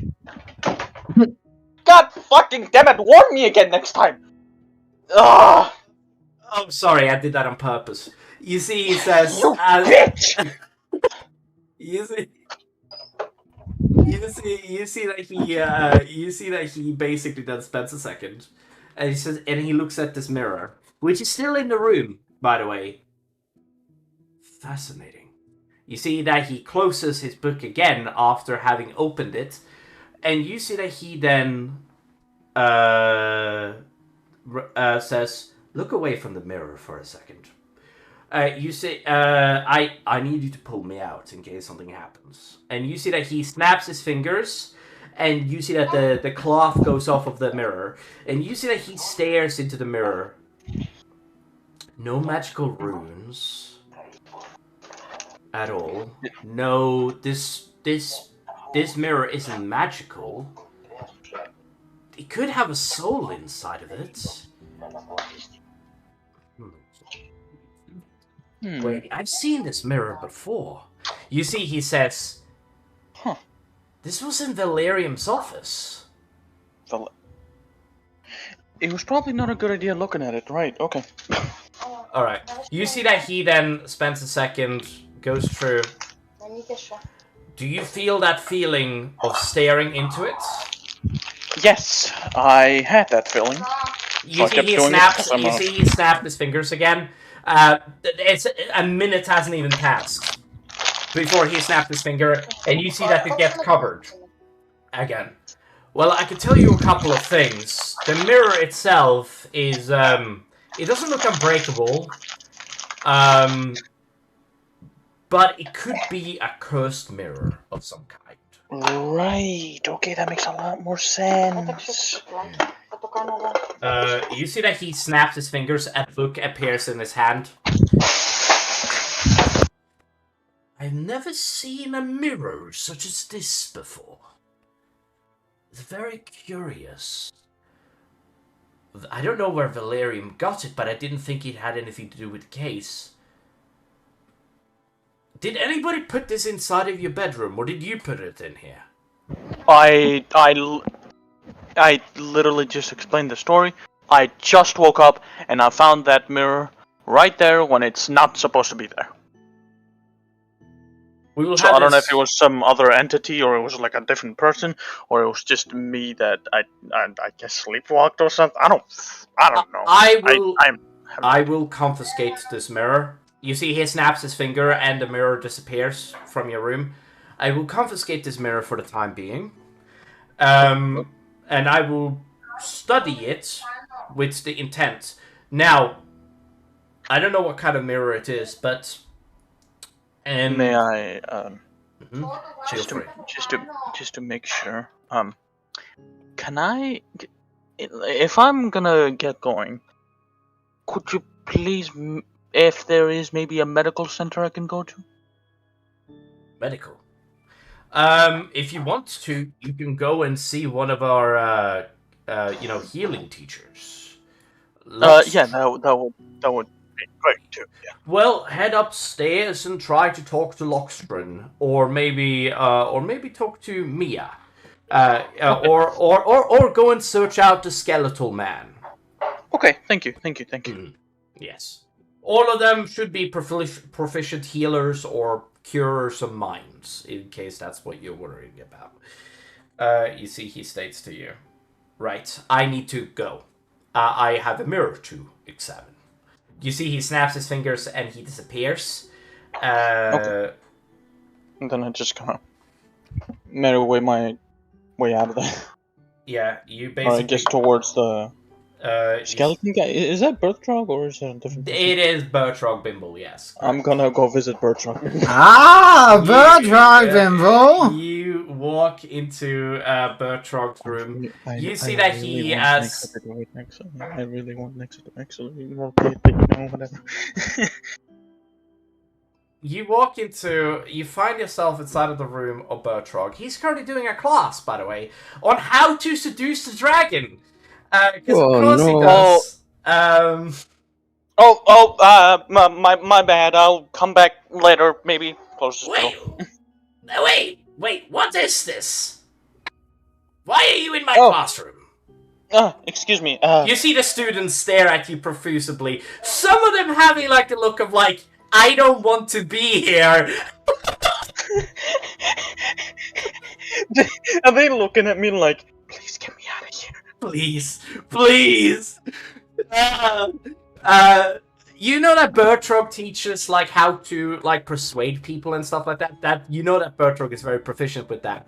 And he's like teaching the student to be very charismatic. That's his head role at the school, is basically to teach key phrases and stuff like that, and how to basically get people out of situations. Him teaching them to seduce a dragon is not on the curriculum. Alright? I'm just telling you, this is just something that he does sometimes. You basically, but yeah, you see that some of them are just like, this is information I don't want to know. You know, some of them just say, it's just like, yes, what is it? What can I do for you? I just kind of look at Bertrand with like wide open eyes, and just simply say, he doesn't have any eyes. He has empty sockets, but he's clearly "Yeah, staring. I know his eye sockets, whatever." He has two red glowing eyes. Oh, he has two red glowing Exactly. eyes. Correct. Yeah. Thank you for reminding me. Did you forget what I look like, you piece of shit? Yes, I did. Anyway, in case anybody is wondering what Bertrand looks like and they haven't seen him for a while, I am now gonna just do this as a The best bard in town. He's pretty good. He is, to be fair, he is pretty fucking good. Hold on. We do not. We don't talk about the Bard incident. We don't talk about the show incident. Oh. Been a while. What can I do for you? Yeah, anyway, but you see that he then is just like, okay, class dismissed, everybody please get out, this is clearly a serious matter that requires my full attention. And you see that he then is, like, conjures a stool behind him and conjures a stool for you, and he's just like, right, so what can I do for you, my good sir? It's hard to learn magic. Well, He has a mini lute that he plays. Right. Anyway, yeah. First things first. Was that in your type of class? How to seduce a dragon? yes! I teach students how to seduce anything, that's the point of my classes. I don't want this to sound like an insult, but wouldn't donkeys teach that? Excuse me? My god. Well, Anyway, whatever. Yeah. So, I've heard that. You see, he does his Sir cuts Bertrand. on his suit. Yes. What is it? I'm trying to symbolize how he basically is looking right now. Fucking. Set died. It's kind of what he deserved for that joke. Oh, I didn't even get the joke. What the fuck did he mean? Shouldn't donkeys be doing that? Seducing dragons. Shrek. Shrek. Donkey fucked the dragon. Is that a meme? Oh my You know, fucking Shrek. god. You know Shrek? I'm back. Fuck's sake. Yeah, you see, that's the reference I was trying to do. Anyway, Oh, yeah. I hate you so much. Oh, that's such a shit joke. I know, but it's funny. No, fuck off. Anyway. No, it disappointed everyone. Did I show you the Shrek movies, or did you watch them on your own? I did watch them as a child back in Oh, right, yeah. Okay, continue. Alright. Well, I don't remember them anymore, but you know. Somebody messaged me, 1 second. Oh, it's nobody important. Okay, cool. Yeah, continue. Right, so. I'm sorry, I'm eating something. I've heard, Sir Bertrand Bimbo, that, you know, healing, right? Excuse me, brain freeze. Yeah, brain freeze. Even though it's not frozen. You know about healing stuff, correct? Listen! Come out here! And you see that, yes, Bertrand, I'm coming. Ah, Jesus Christ. You see that she basically then comes through the door, and it says that she's like, hello. It's nice to meet you, see you, whoever you are. Wait. Hello. You're that bird guy. I've seen you before. Just to give you guys a bit of like a rundown, Lisa is way more charismatic in this universe than she was in the previous. Just to give you guys a bit of a rundown. Lisa, I forgot. Lisa Ann, Bertrog's maid. Yeah. Alright! She's way more charismatic, and she doesn't serve Danae anymore in this universe, as she did in the old one. Now, you guys see that she is just like, right, what is it, Bertrog? This person wants to know something about healing magic. Well, I am pretty proficient with healing magic, but you know, I'm not that... Okay, you don't need to say anything more, Bertrog, please. Alright. What do you want to know? Can I test myself with if I have such thing as hold on. I brought like a notebook that I wrote down, like, you know, my notebook basically. Sure. I'm trying to search the word that is basically in human terms. Yeah.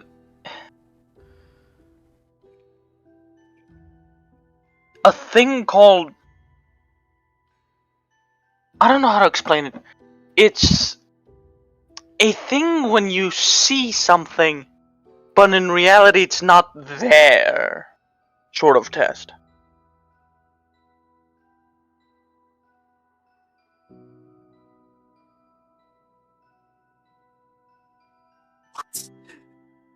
You think Bertrand decided?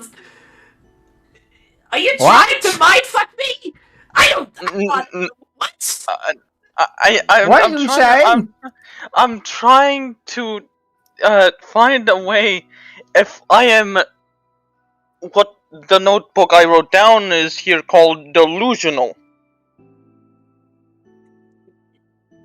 You see that he has a wine glass. This is gonna be my whole day, isn't it? You see that he then generally he just says that out loud, and you see again, Jesus Christ. All right, you hear that Bertrand then goes like with his high pitched as fuck voice. So you want to know whether or not you are delusional or whether you are sane? You are delusional. Yes, and also another thing here saying if I am schizophrenic? Very, very sophisticated notebook you have there. Alright. It's a lot of notes about... How old are you? Certain... 20, actually.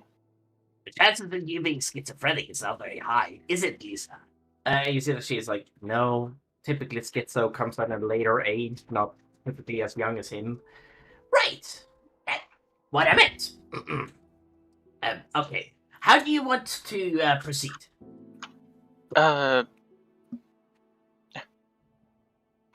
I'd like to just take some test if there's any test of schizophrenia. So you want us to prod your mind? No, just mostly see with maybe some type of like test results, like a paper from a doctor or something, that to see if I'm actually schizophrenic or something.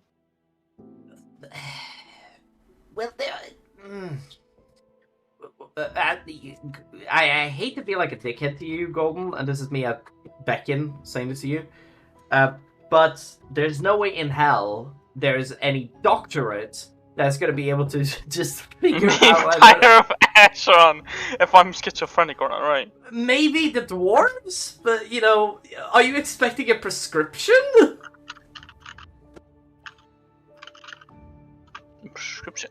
I'm just want to see if I'm schizophrenic or not, man. Hey man, my weird friend in the corner says I'm not. So. Alright, you see that he looks at her, he looks at him, and you see that he points a finger at her. Sorry, he points a finger at her, and she points a finger at him. Right. I just want to know if there's such thing as that. That's all. Well, we can test your mind to see if whether or not your mind is stable. Yeah, no, that's great. Yeah, let's do that. Well, we're going to need another person present in order to do that. However, but it's not a problem. It should be a problem at all. You see, he then says to you, "All right, Lisa Ann, do you mind getting in contact with Tristan?" You see that she then says, "Right, because I need the other squeaker." You see, she then says, and then she walks out of the room. Right, she'll be back in 5 minutes. Now tell me, why are you curious about this? I need to know. It's important. Why do you think you're insane? Why do I think I'm insane? Because I thought when I woke up, I saw some mysterious shadowy figures in my room. From a mirror. Right. Okay. First of all, that's fine. Well, I suppose we are just gonna have to wait for her to come back.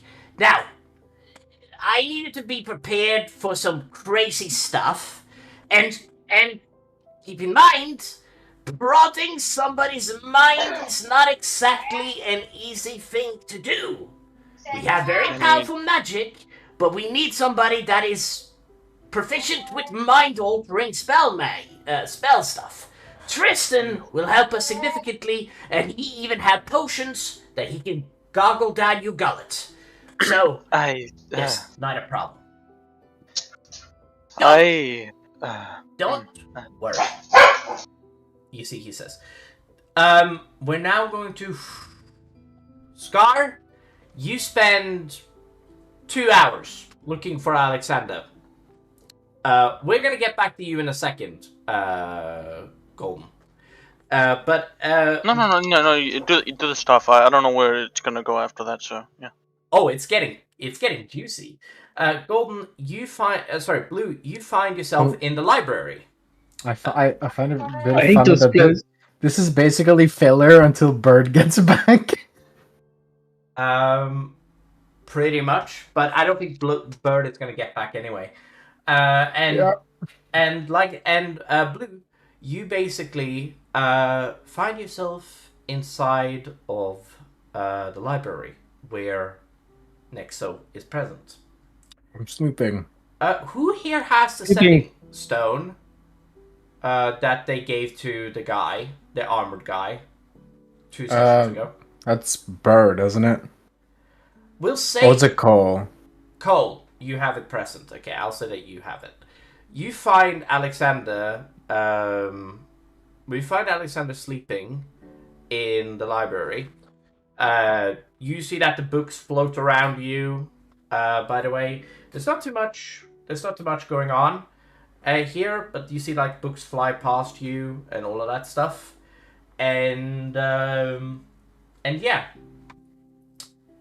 You fly. You go inside of the room. What do you do?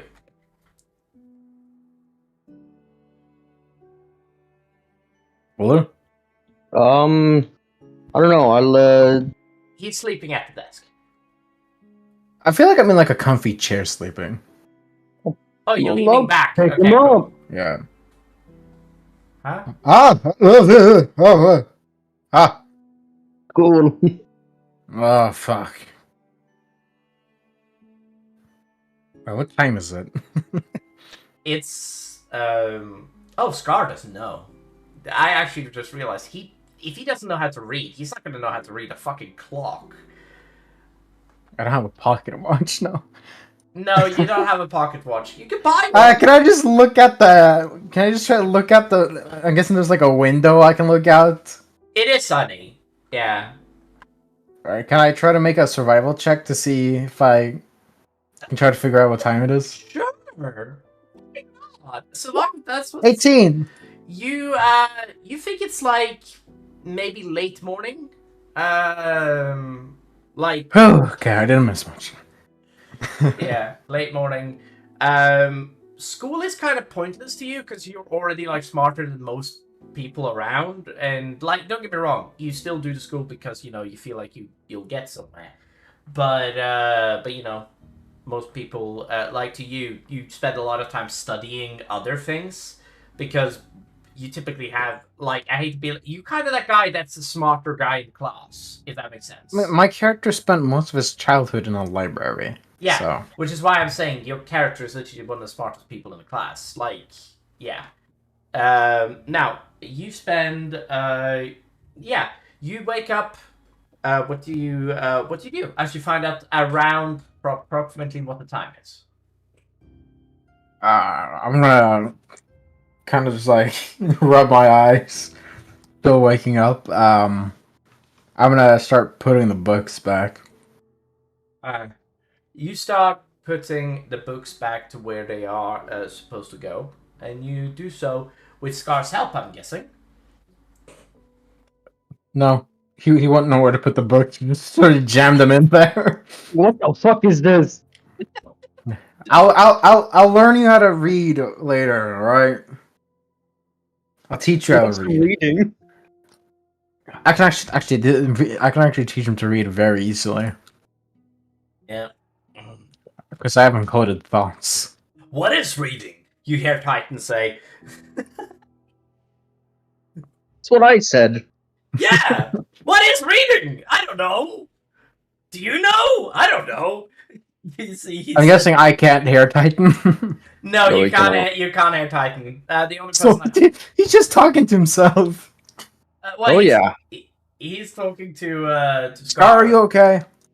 Huh? Oh. You're talking out loud. Huh? What do you mean, huh? What do you mean? Are you talking to someone? Yeah. Who? Sword. So, huh? Sword. You're talking to your sword. Yeah. We sure you don't need any healing? You like hit your brain too hard when we were fighting the dragon? No. Alright. You see that the sword. By the way, it needs to be stated the sword is floating on its own, but it's floating right next to Scar. That doesn't necessarily mean anything because there are floating weapons around. Like there's a dancing blade. You think that it might just be a abbreviation of that. That is just like, oh, it's just a sword that like doesn't need a scabbard and it can just fly on its own next to the user. Next up, just like give you like a bit of rundown. Yeah. So good. I finished putting the books back. What I'm gonna say. Alright, so I'm kind of sick of all the classes, to be honest. You want to just go around the school? Sure. Alright. I'm just gonna walk off and walk around the school then. Well, you walk around the school for a little while. You do. All right. Is there anything you're searching for in particular? No, I'm just wandering around to see if anything happens. Just random event, I guess. Let me roll a d100. Oh, the school blows up!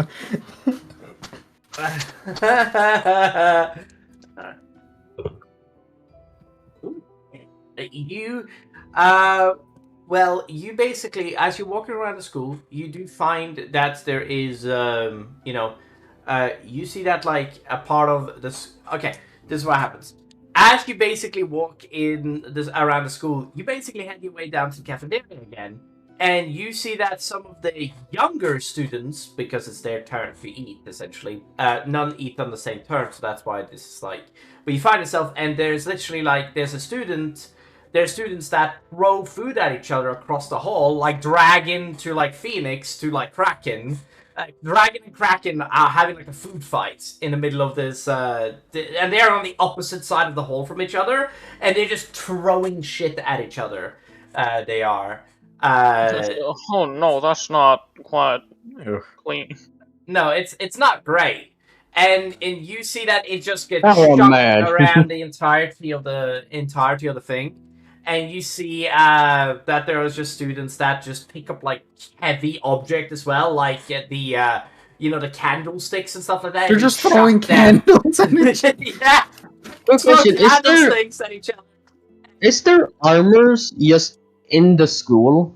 Armors? Armor Yeah, like stands. armor stands. Yes, there is. They are, Okay. but they are actually alive. Like, if there's like ever an assault on the school, like, Okay, good to know. they're connected. I didn't need to know that other part.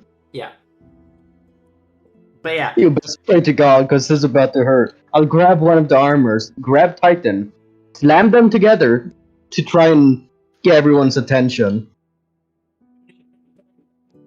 No, just once. okay. You cling the massive thing, and you see that the children accordingly stop throwing shit at each other, and you see that they turn towards you. They do, facing towards you. What is? I'll speak instead. Oh, alright. All of you better clean this shit up, because this is disgusting. You see that the Sphinx house doesn't seem to be doing a lot, by the way. The Sphinx house is still present. And the same with Phoenix. But Sphinx and Phoenix isn't a part of this fucking stuff. And they are just like...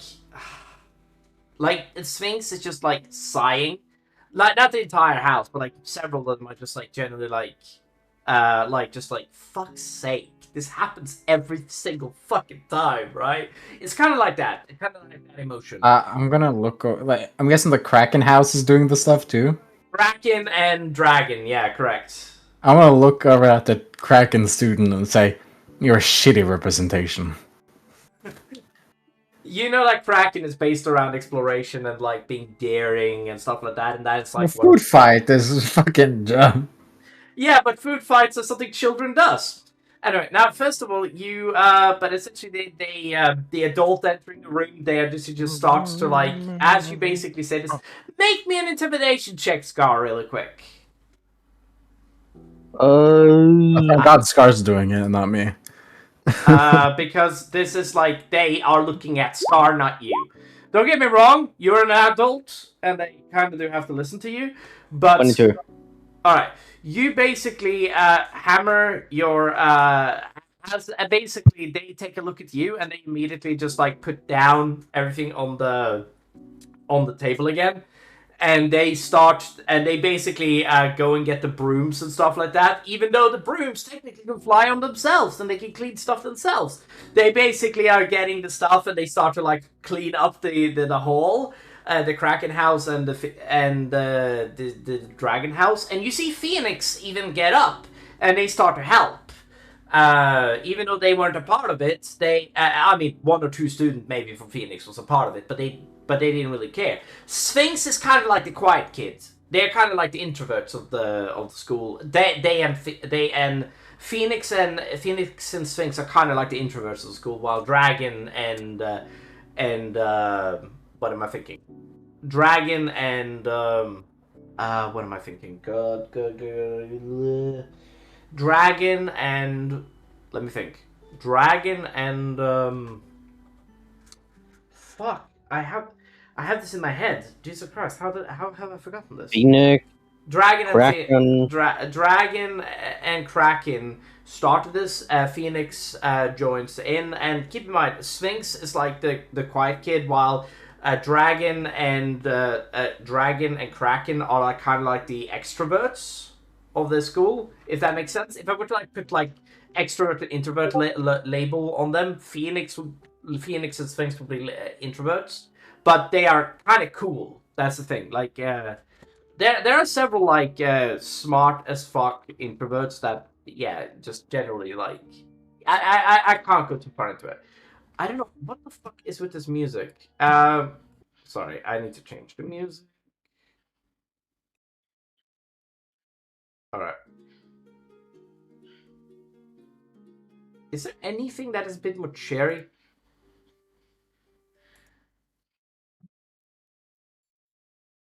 Hold on.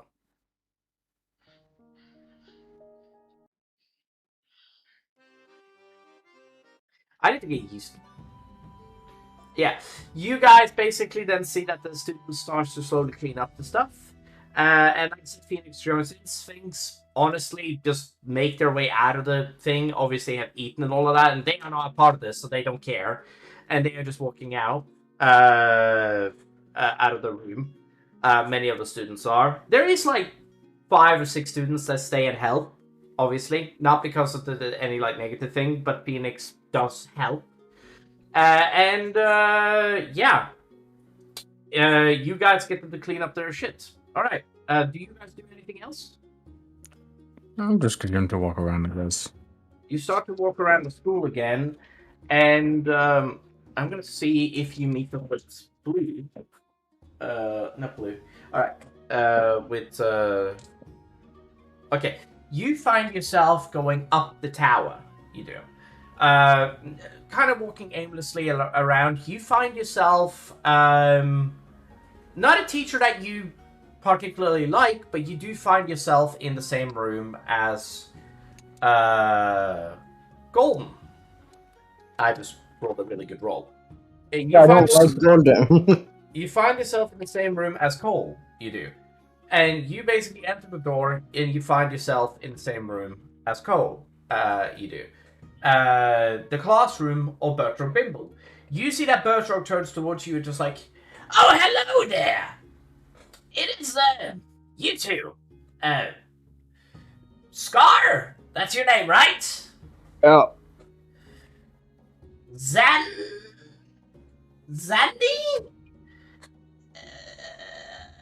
My face dropped immediately to a frown. Yeah.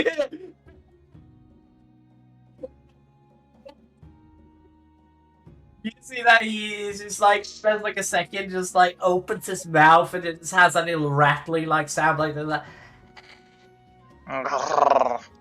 Alexander. Alexander, that's what I meant to say. Yes. Yeah, totally. Alexander. Sorry. Yes, I haven't seen you guys in my classes in a while. Especially, I mean, I've seen you, Scar, at some point. Not too long ago. But I haven't seen you, Alexander. Mm-hmm. Your name is long. You see, he says. And he says, it's like, all right. Well, my name can be a lot longer. I don't care. You see, he says, right. That's not very Bertrand of you. You see, that he then goes and thinks, right. What brings you two up here? Is there anything I could do for you? We're just walking around. What are you doing here, Cole? Oh, hi.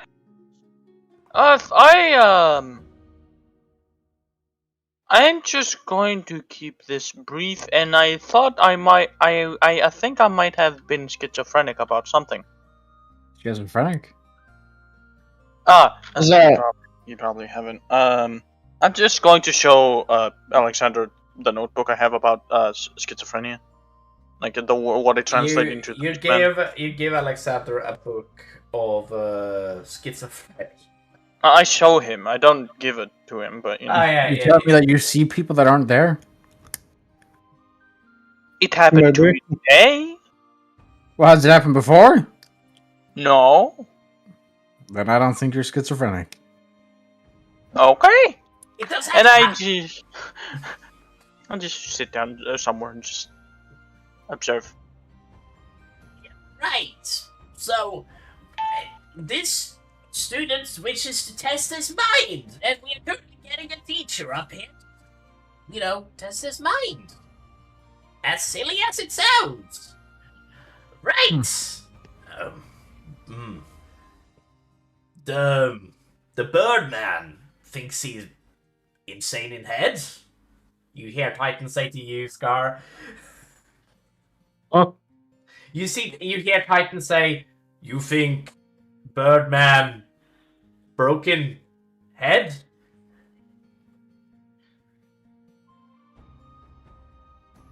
I don't know. I don't know either. You see, he says, this is weird. You see, he says, or you hear him say, as the teacher and Tristan comes back to the room, oh, hello there. It's nice to see you guys again. Hello there, Alexander. And hello, Scar. Who's this teacher? Tristan Whiteflame. Ah. Yes. You that guy that was kissing, wasn't it? Or something? Or Sex. fucking who? Sex. Yes. Sex. Fucking yeah, correct. Anyway, Scar, yeah, you guys see that he is just like, right, and you see that Lisa, she literally like looks kind of like a bit like side, like she hasn't slept, and you see, and you notice that she looks like a bit like frownish. You hear her speak out, and she says, "Right, so let's get started." You see, she says.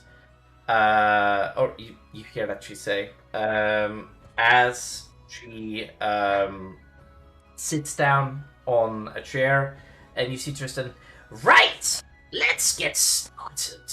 You see, she says, sorry, he says, you notice that he speaks out, and he says, right, so, what do you want me to do here, Cole? Just straight up break your mind, or just fuck around with it? Inspect with it, possibly see if there is any, how do I say this? Listen, needs to be stated. I told you that I just want him to be, and Sir Lisa told you that I just want him to have his money checked. Can you do that? See, Tristan then you say, oh, just my check. That should be fine. Yes, absolutely. All right. Think good thoughts, Cole. You see that he then says. Think of what? Think of what? Think good thoughts. You see, he says as he claps his hands. Okay. Does like a magic thing, and he puts it around your head. I just think Nothing. of... Nothing. By the way, as he holds your head like this, nothing happens. Oh. What? You see that he repeatedly like does this like weird thing with his hand, where he like moves it like forward and backward. Oh, right, that's not the spell, right? All right. And you see that he's like instead he just and he speaks like a weird chant as he then touches your forehead, and as he touches your forehead, your vision goes black. It does. Your vision goes black, and you see, and you start to stream into a white void, like an endless expanse. And you notice that in this expanse, you go through several of your memories. Like, for example, when you were younger, you and your brother, you would help your brother out by stealing from somebody else, and you give, like, some stuff. Yeah, and you would do stuff, and you see like memories that just shows you like the order and stuff like that. But Tristan isn't able to access these memories because of certain things that you've done to your mind. Now, but essentially, you see that he then looks. But essentially, you go through all of this, and he finds the memory. Like you see that he fixates on the memory and you hear his voice. Right, Cole. I need you to be a bit. I need you to tell me if you want me to pull you out. I can still hear you. The others can't hear you, but I can. If your body starts to be more sporadic, I need you to tell me to pull you out. All right? Okay. Got it. Okay. You see that he then basically, you feel yourself being pulled into your memories, and you feel like this rush of wind blow across your face, and you feel just the emotions start to build up, and like a terror starting to settle in the back of your neck as you're back to the mirror. You're staring into it, and you feel paralyzed, like before. And this time, you see, as you stare at the mirror, you see that your face starts to talk to you, right? Instead of it being like normal, and you see in the distance, you see a blank background. You don't see the same like room that you're typically in, but you can't turn. You're not able to move. You see a figure in like a black void run towards you, if that makes sense. and then it kind of like phases in and out, but you can't turn. You can't turn to face this figure. And you see that he then is then just faces back, and you're in the room, right? Not in the school room, but you see that he looks at, but basically he tries to get back to the memory, and you realize that memory was from your dream of the previous day, if that makes sense.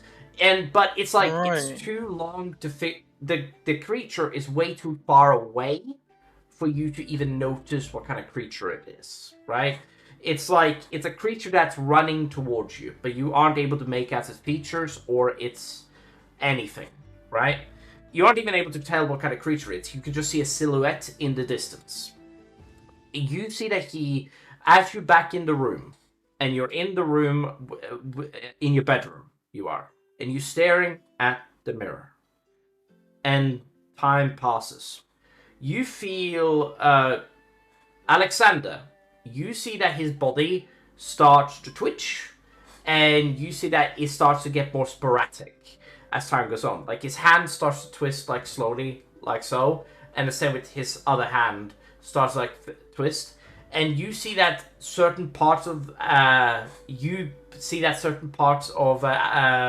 Cole's body lock up and freeze up fully, but you see that his body starts to twitch and do stuff like that, and he starts to shake, like his body starts to shake. Now Tristan is not able to see this because as you stare into Tristan's eyes, you notice that his eyes and pupils are gone, and they're just taken over by a pure white. And you see that he, and you notice that Tristan slowly over time his muscles starts to tense up as well. You, as you stare into the mirror, Cole, again, you see the shadowy figure starting to move about, and you feel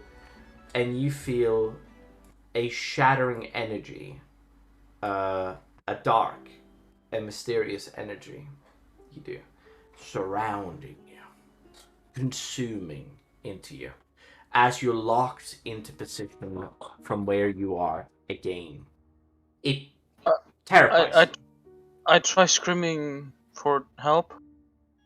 You try shouting for help, and you see that Cole, you feel the shadow slowly closing in on you, and you feel that Tristan, you feel a hand on your shoulder again, and you wake up, as before, like anything happens.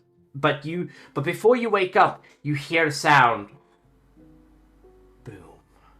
And then you get snapped back into reality. You see that as you come to, you notice that Tristan stares at you. He's demoralized. He's seen something he cannot unsee. As you stare into his eyes, what is your passive insight? My passive insight. Passive insight is 17. Alright. If you want to, you can make me an insight check. Okay. Normal?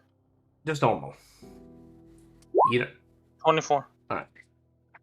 As you stare into Tristan's eyes, you see a terror. Eyes starting to streak down his eyes. And this is where you hear a voice in your head. Hold on.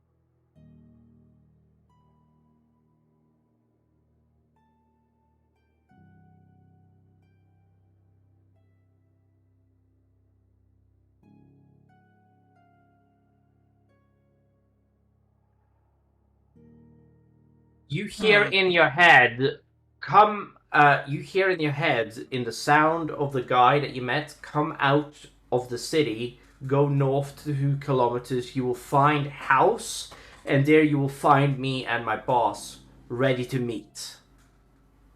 Yeah, like a question being asked to you. You recognize A question? You recognize the voice. It's the voice of the guy. It's the voice of the guy you met. Oh no, the voice of the guy. You know the armored guy. Yeah. Huh? Yeah, it's his voice messaging you, and you have the messaging. The armor stone guy. code. The armor guy. The Yeah, armor guy. the armor guy. Yeah. Who's the armor guy again? Is it the guy behind the revolution? Yeah. Yeah. Correct. Okay. That's the guy that I'm thinking about. Fuck, I don't remember. He went to talk to you guys while the battle was over, practically, and you asked him to basically stay. Yeah, it's not very important, but you get the message essentially. If you want to, I'll send this entire thing to you. By the way, Golden, so that you can read this for the rest of the party if you choose to. I would like to. There we go.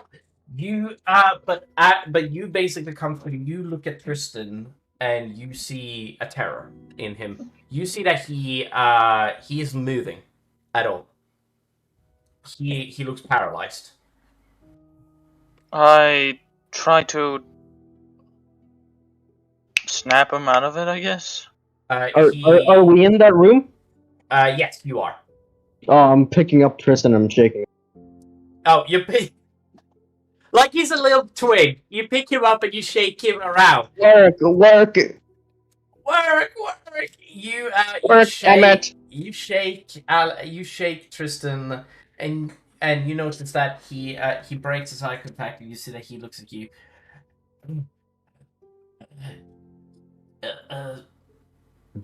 The hell happened? I don't know. I couldn't move. You see Tristan says, I couldn't move at all. It was like something forced me to stay still. I don't know what it is. You see, he says. I don't. You're not insane, Cole. Oh. Okay. That's a good thing. I'm going to right? I'm going to go and need to talk to somebody.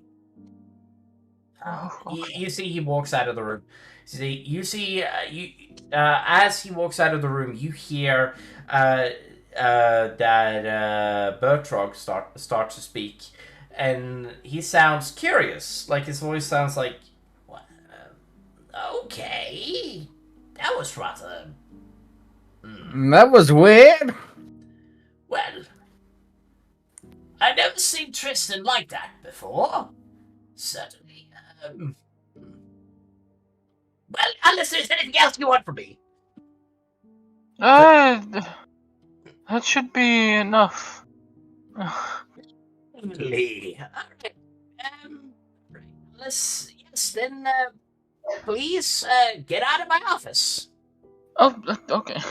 Well, What fuck kind you, would say fuck off? Why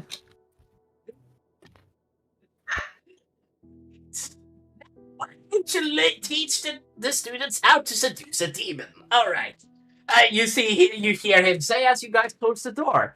Didn't the kids leave the class? Huh? Didn't the kids leave the class? Yes. Yeah, but he's planning for the next lesson. Yes. Okay. Seduce a demon 101. What's seducing? It's not hard, depending on what kind of demon it is. No, it's most certainly hard. Is that a dick joke? Really? Perhaps. Perhaps. I didn't say perhaps, I said perhaps. Okay. You guys head out of the office. All right. What do you do as you guys get back? What happens if you guys get out? I don't know. The hell was all that about? Golden. Okay. Something happened this morning when I woke up. What At 5 happened? a.m. For some reason, I don't know how to explain it, but except from that, I saw a mirror in my room where it's not supposed to be there. I went to investigate it, and then, I saw, of course, myself because it's a mirror. And apparently some shadowy figures in the background. And while I was trying to move away from the mirror, I couldn't. I was paralyzed. I couldn't do anything. And Alright. I went to Hammond to actually investigate about this, and he told me it might have been a cursed mirror or something. I do not know. Okay, can I roll a history check to see if I've read anything about this? Go ahead. Can I roll a history At check? one time. Can I roll a history check to see when lunch is? You're gonna have to get a nat 20. Roll a history check. -2. Oh my god! At one time when it's Can we trade? Can we trade? Can we trade history checks? I'm done. I'm actually. One fucking thing that is very important to Scar. Food. You guys, Scar. I'll tell you right now. I'll tell you right now. The next time people fucking eat around here is an hour from now. Damn it. Yeah, pretty much. Wow. I am astounded. I am. I'm not really that shocked because I mean. Can we trade, Blue? I mean, sometimes the rolls just work. And they make sense. And this is one of the times where the roll actually makes fucking sense. I wouldn't say it makes sense. If we could trade, I would have. So, but I don't think. Beckett will allow it? No, I won't. Oh, you suck as a DM. I fucking hate you. The horse! You're horrible. You're horrible. I hate you. Alright, shut up. Alright. Okay. Well, I don't know anything about it, right? No, you don't. Well, I don't know anything about it, but maybe the library knows something. Maybe. Spent many hours in there, so we can take a look if you want. That would be good. Yes. Alright, let's go. Okay, we're going to the library. I'm gonna walk straight to the library because I know where it is. Alright, walk straight to the library with Cole. Cole, are you gonna tell them? What? About the message you got.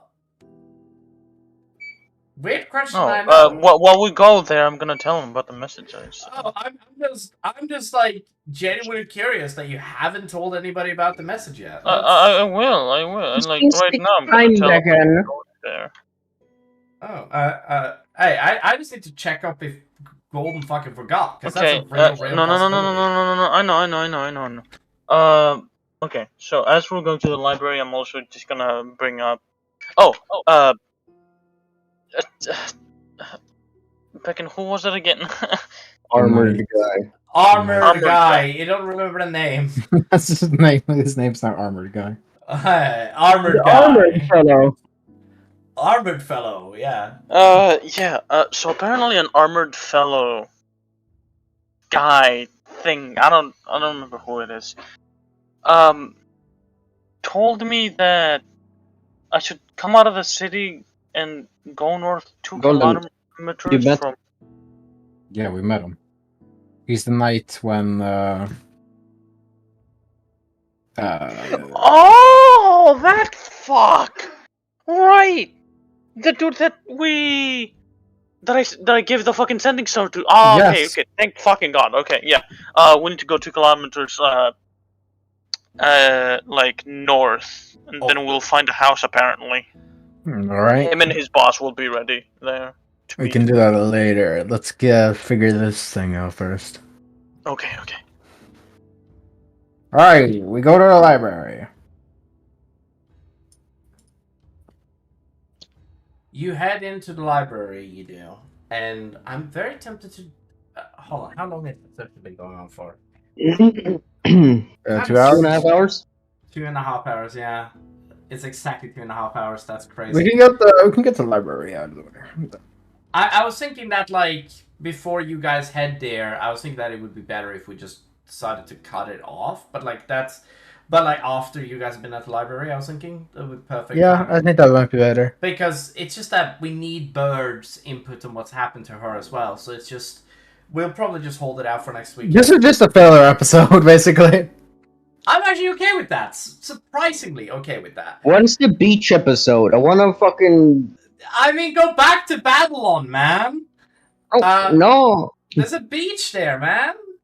There is? But everybody's racist there. Yeah. Everybody's racist here. Actually, no, that's true. What? There's actually surprisingly a lot of Yeah, people you that can is say not- that again. Alright, yeah, we entered the library. Yeah. You enter the library again. What do you do as you reach here? What do you look for? Is there a... Would I know... Is there like a library lady or library guy that's just there? Librarian? Librarian, yeah, thank you. You look for a librarian. You do find one. She is a woman. I know, shocking, right? Female. Wow. She Does she have glasses? Yes, she does. However, Is she old? she is a female minotaur. Oh. Yeah. Okay. Alright. I'm gonna basically explain to her what we're trying to look for. All right, you walk up to her and you start to speak to her and ask her, yes, what is it? So there's this... We're looking for a book about something. About a mirror in a room that makes you... What was it called? Paralyzed. Paralyzed. Paralyzing mirror. Yes, with creatures? Things? Dark creatures. Shadowy Deep creatures. paralysis. That's a very broad scope. You see that she, all right. You see,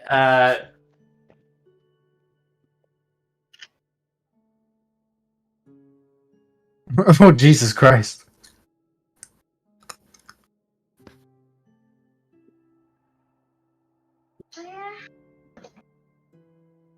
she comes back with 157 books. 157! Holy fuck! Alright, guys, it's not that many. We can get this... If we're fast enough, we can get this done in like 7 hours. And they aren't Don't exactly... worry, I'll help. They, the smallest book here is at 150 pages. So, get the digging. Alright, Scar, can you carry all the books over here and then we'll start? Alright, you see that she... you basically then sit down, you do. And... I probably read about half of these. Maybe, yeah, possibly. You start reading into magical mirrors that paralyzes people. Some of these are just folk tales, by the way. You know, like legends. That is just like, oh, I walked into a bar one day, I found a mirror, and I got stabbed in the back as I was paralyzed from that mirror. So I'm gonna group the books in 2 things, right? Yeah. Useless and useful. Whatever you think is useless, like that fucking story right there, you put there. There are 37 books that I will just say straight up factually For example, there are demon books, there are devil books, there are ghost books, there are basically creatures that possess mirrors, right? There is thousands, sorry, not thousands, there's hundreds of creatures that possess mirrors, hence the point. And you even find a lot of information around about like some of the realms, by the way, and like Okay. and how like there's like for example, it could have been like a creature from Bedlam that is just, or the mirror could just be a crazy mirror from Bedlam. If you don't know what Bedlam is, it means the craziest. It's the craziest realm in all of the universe. And essentially, it is like the realm that is toxic to the up is down, down is up, and Okay. sometimes up is down, sometimes down is up, sometimes gravity flips from up to down, sometimes, random shit happens all the time there. It makes no sense. It is also referred to as the realm of chaos, and things that come from there make no sense either. That's the first thing that you find. Another thing is, and several things that you do find, is possessed mirrors. And this is extensive from vampires possessing mirrors. And the reason why you are not able to see the vampire is because vampires in mirrors are invisible, right? That's what they mostly are, which means that may be why Cole couldn't have seen it, for example. Or you find things as maybe this is a mirror from the unknowable. The unknowable is a realm of eldritch beings that, like for example, like Bellamur was from there, and it may be a mirror from there, right? It could be from there, and that wouldn't make any sense necessarily. The mirror wasn't magical. This Cole states profoundly that it wasn't magical because Hammond looked at it. So you can roll out Arcanum and Quantum altogether. Quantum, maybe not, but Quantum isn't based around magic, it's based around science, meaning that you're not going to find anything there. You can also eliminate all of the realms of order, by the way, and you because of the reason, you don't need to worry about Alfheim or the Feywild or any of the elemental planes, so it's not something it's not like an elemental took over the mirror. That doesn't make any sense. And it was not an elf that took over the mirror. There's no fairies that took over the mirror. There's no nothing like that. Okay. This is a lot of information coming my way. Yes. Now, this could be a ghost, a demon, especially a demon. If it's a devil, the devil will possess the mirror and try to make a deal. In fact, devils use mirrors to make deals all the time. It's actually one of the best ways for them to make deals. So there's a high probability that it was a devil. Could have been, yes. That's what you believe it could have been.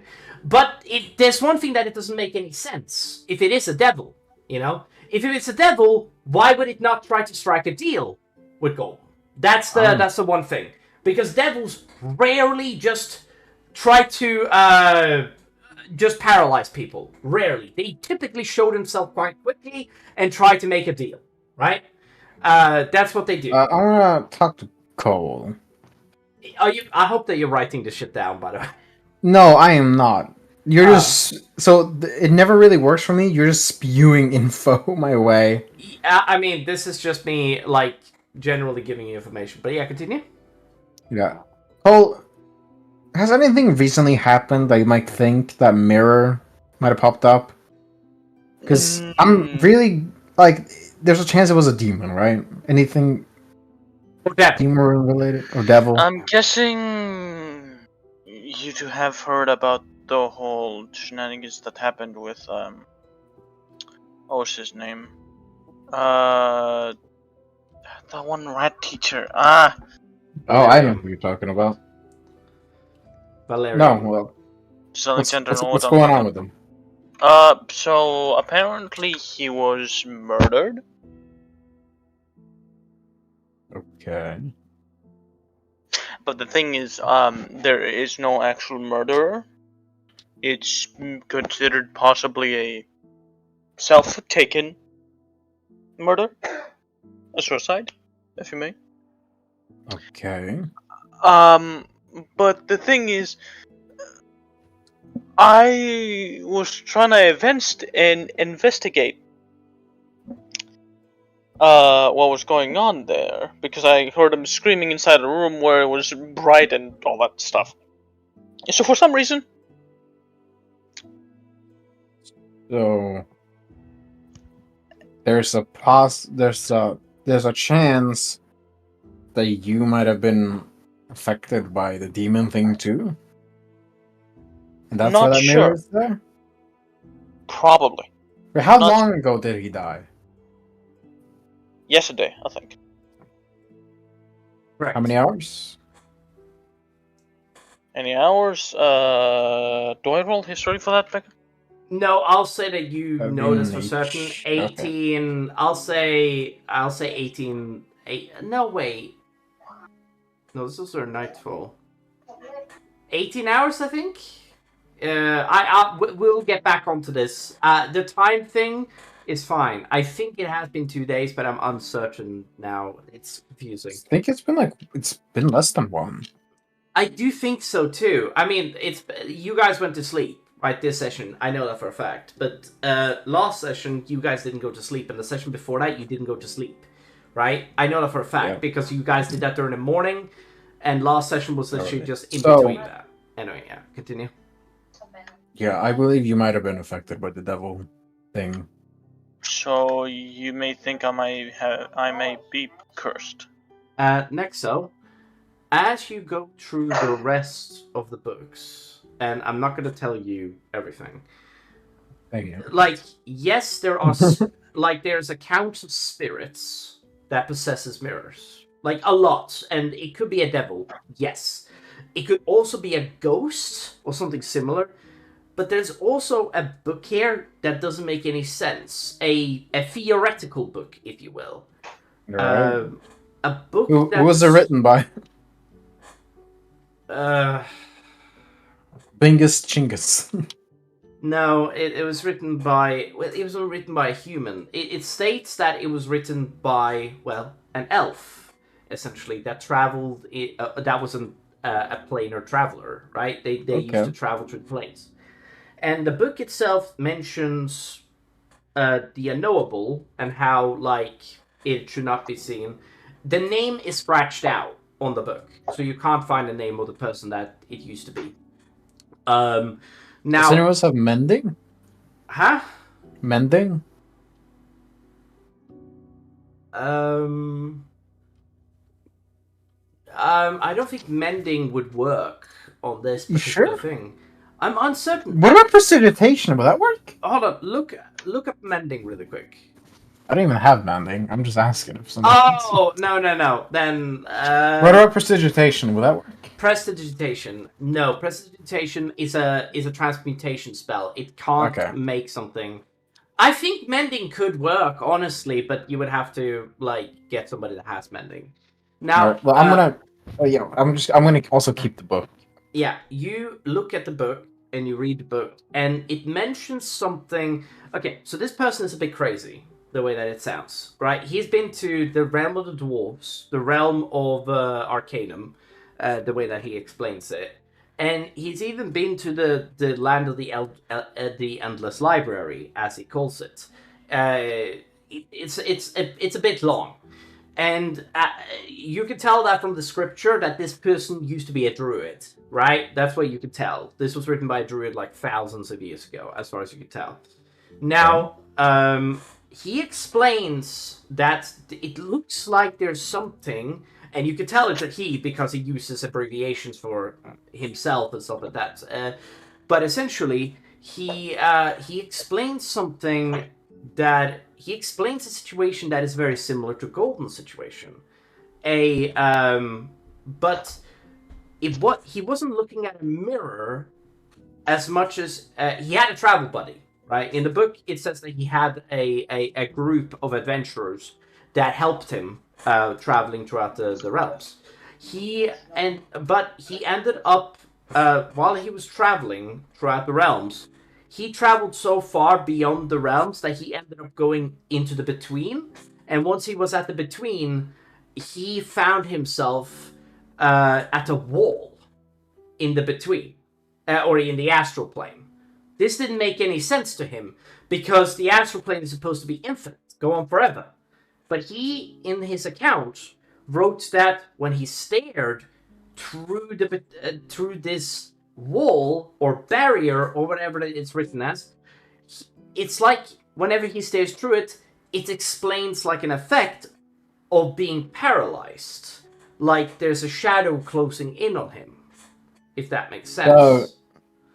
But a mirror from the astral plane?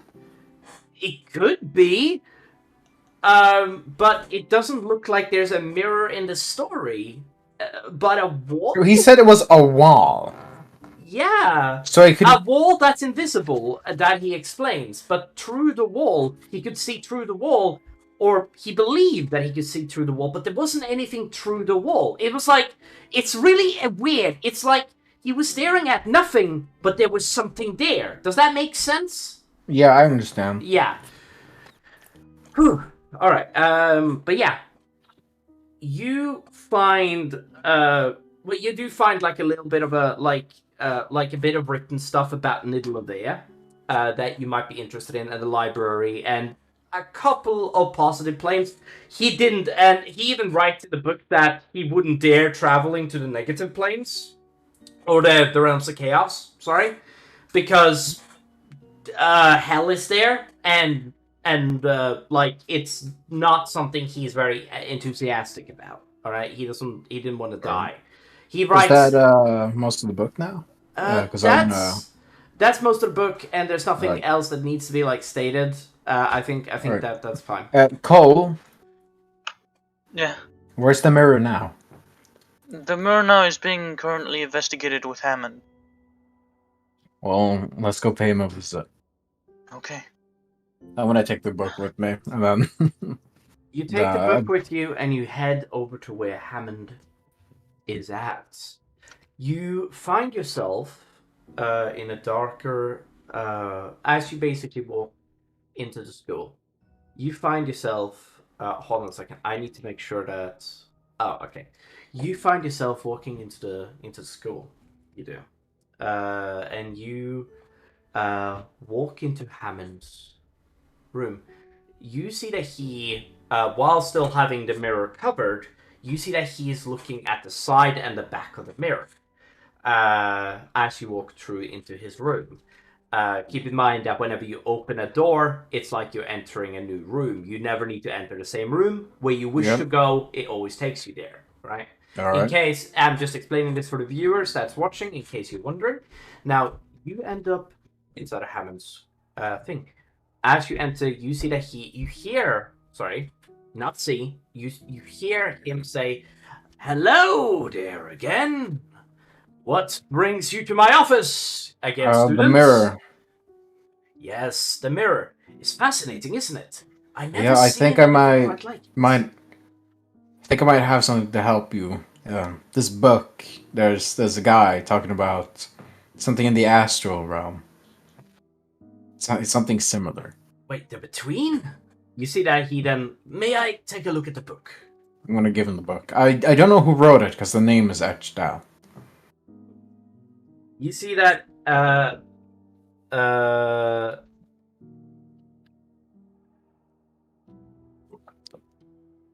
interesting.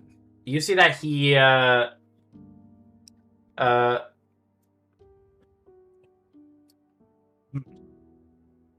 you see that he brushes his fingers above the thing, and you see that he then goes to identify it and stuff like that. It's not a magical book.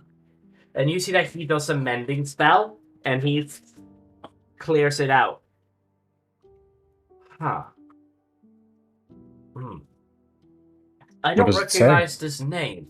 Phineas, his name was. What was his name? Phineas, it was. I don't recognize his name. Can I roll a history?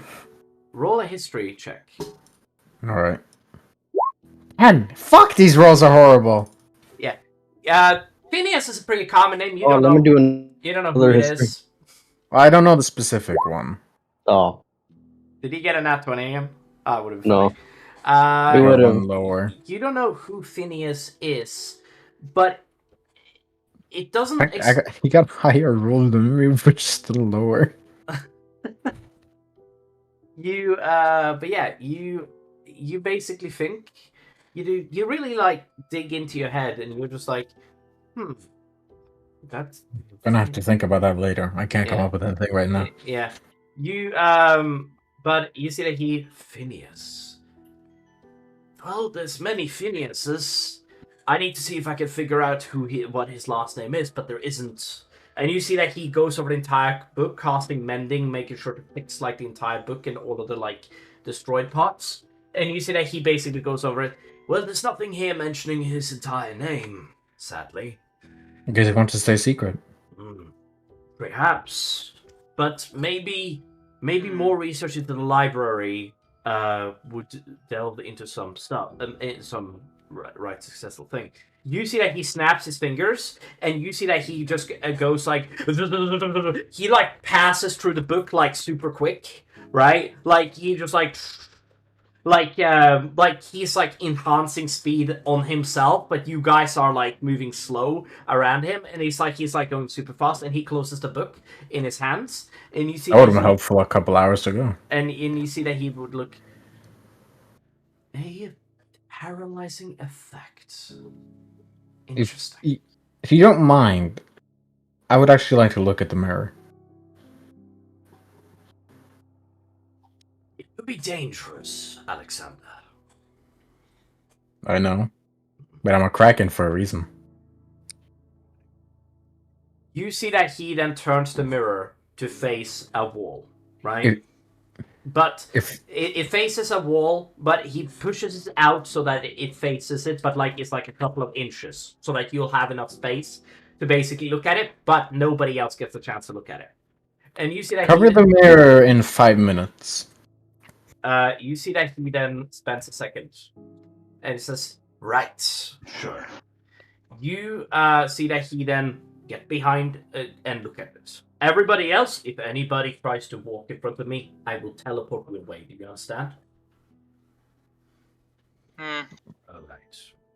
Putting a student in harm's way is not something I enjoy. But I do enjoy your gumption. Alright. You ready? Yep. You see that he takes his hand around the top, and you see that it rips. And as you see that, and as you stare into the mirror, for the first seconds, it looks like a normal mirror. You're staring into your own reflection. You are. And as you stare into your own reflection, slowly over time, you notice your body doing things that you are not doing. For example, after minute 1 to 2, you see like a blinking effect as your mirror blinks, as your own reflection blinks at you. To your fingers moving in like sporadic movements, or your head does this weird things where it twitches every now and then, and you don't do it. I want to touch the mirror. You reach your finger towards, and you touches the mirror. You don't notice any negative effects, and you don't feel anything as you touch the mirror. You only see yourself touch the mirror at the same time as you do. All right, do you understand? Now, you don't feel anything different. You don't feel it becoming liquid and all of a sudden consuming you or anything. That would be really fun, but no. But you have a profound look at this, and you look at this for a while. And you hear Hammond say at the 5th minute, "Anything yet?" No, keep going. All right. You see that he then lets you do it.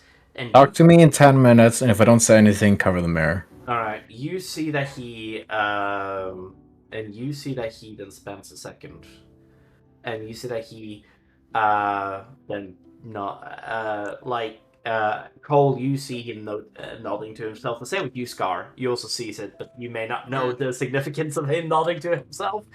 Scar, Blue. But yeah, Cole. You know. I'm just gonna focus all my senses towards the mirror. I'm just blocking everything else. What is your perception, may I ask? Oh, 11. That's my passive, but I'll try my best. If you want to, you can roll a perception check because the effects hasn't taken effect on you yet. If that's something you're interested in. 3! I fucking love these rolls today. They're great. Oh, let me do one. You have good perception, though. Oh! Wow. Love You guys are having a Will Wheaton day. Jesus Christ. This. Alright. I'm not. Yeah, I'm just gonna continue to look at the mirror. Alright. You continuously look at the mirror and you start to see what Cole was describing. Black shadows in the background. Small black shadows. You're not able to pick out the details of what the shadows are like. You see that your figure starts to do things a bit more rapidly. You see your hand just goes from standing still to doing this right in the mirror. But as this all happens, you feel your joints lock up and you cannot move. You can only stare at this mirror. You feel a shadow closing in on you. Like, over a long period of time, you feel a terror grip you. Time feels like it makes no sense. As you stare at this, slowly closing in on you, the shadows start to covering the entirety of the mirror. And then you feel, you basically see that something covers the mirror and you snap back. You do, to reality. As you see Hammond, and you see that Hammond, right! Did it work? I can show you, actually. And I'm going to use encoded thoughts. Excellent. You need to roll an Arcana check, by the way, I think. Hold on. I need to roll an Arcana? Pointing a finger... Hold on. Putting a finger to your head. Pull out a memory, an idea, a message from your mind, and transfer it into a tangible string of energy. This is actually really clever, Nexo. Yeah. Cool. Which persists for the duration until you cast a spell again through the weightless sesamosolid. Hold on. It's a spell while concentrating on a spell. Oh, up to 8 hours. If you cast a spell while you're concentrating on a spell or an ability that allows you to read or manipulate or other such a deck towards a modified memory, you can transform. No, it doesn't say anything about... Does it say anything about rolling an Arcana check to do this? No. Alright! Oh, I thought it did. Never mind. Yeah, so I do that and kind of just show him everything. Yeah. Dope! Okay, so you pull a memory from your thing, and it's kind of like the Dumbledore thing when he basically has hold on. Yeah, I know. I think I know what you mean. And he just pulls out like a memory from his head.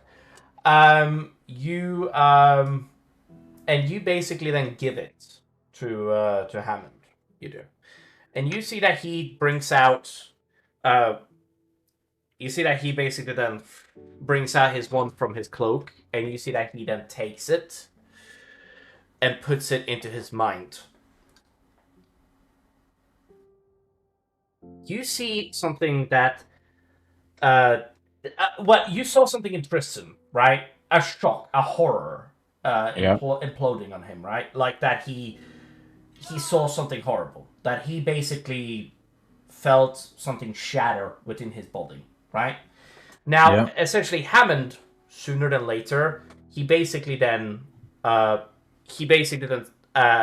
that after like 5 seconds of him basically doing this, you see that he pulls out a memory himself, and you see that he then basically just like he basically does something to and then basically brings up a mirror, another mirror, not the same mirror, and he brings up a mirror from the wall, and you see that he then throws this memory into it to show the rest of the party what basically happened. It's kind of like the thing from Harry Potter, right?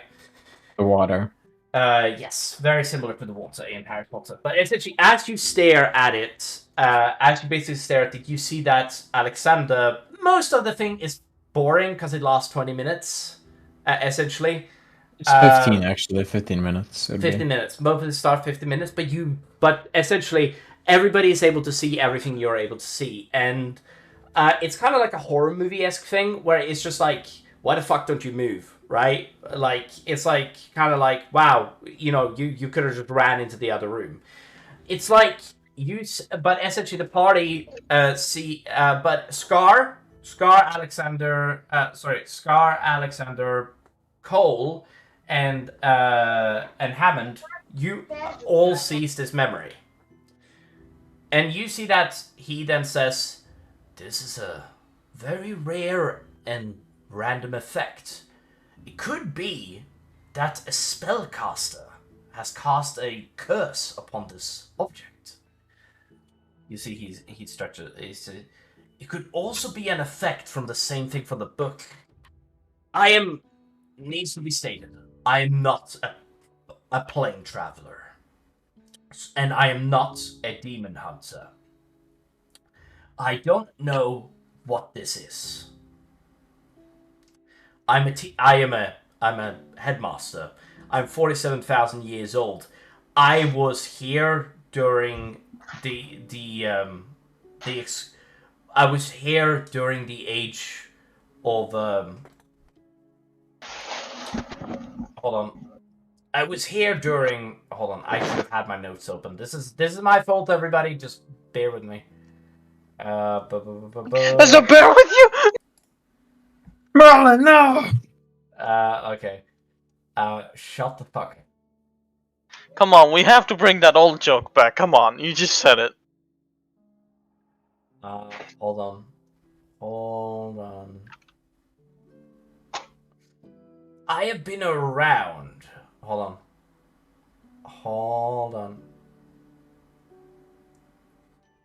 I don't know who on is, but I'll hold them. I've been around since the 6th Age, and I have seen the End War. Or the First End War. Or the Shattering, as it was called. And even that nothing like this happened during that time. I do have a question for you, actually. How have you lived for so long? Time can be manipulated. I simply stopped my body by aging by time. Using time magic, very powerful time magic, I stopped my aging. Okay. Some even surmise that I am the son of a god, but I couldn't tell you. Even if I did know. But I mean, I do. Can I have a request from you? Can you try to find me more of the books from the guy that wrote that one, and more books about the type of magic I use? What is the type of magic that you use? I don't fully know, but I believe it's gravity or something, or graviturgy. I haven't studied too much into the study of graviturgy. You should talk to Ulsran, the dragon. All right. He's the one that teaches that study and how it works. You should have a talk with him. He is 10,000 years old. Not as old as me, mind you, but he knows a bit. He does. All right. Thank you. I would like to try the mirror another time. You see that he then says, yeah. Well, like I said, this doesn't make any sense to me, but yes.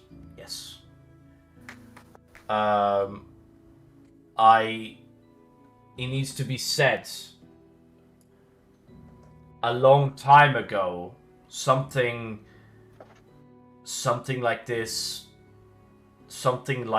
thing existed. Okay. But I've heard accounts, but it was never written down about stuff like this. This mirror perplexes me because in my 47,000 years, I only have heard legends and rumors. I've never seen a mirror like this. What should we call it? Huh? What should we call it?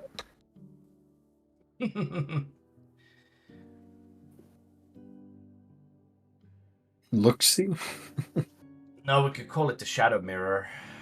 Or look-see. I like that. Clever, Alexander. You see, he says, no. I see, he says. First of all,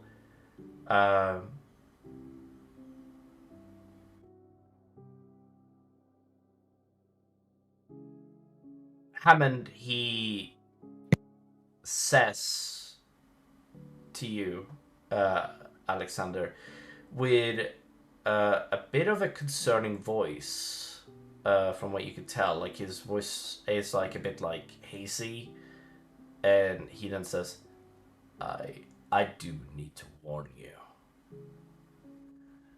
If this is if this is an item that the gods foretold to exist, this could be very well a construction of the Father of Lies.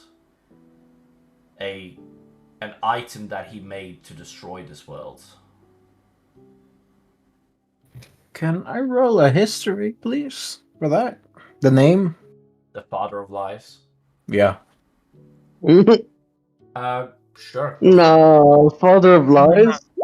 26! Yeah! See in the sky. You remember a lot of names for this guy. The ruler of hell, the ruler of hell, the controller of the devils and demons, the creator of the creator of the princes of hell, the morning star, the light bringer, the beautiful. You know, he has many names.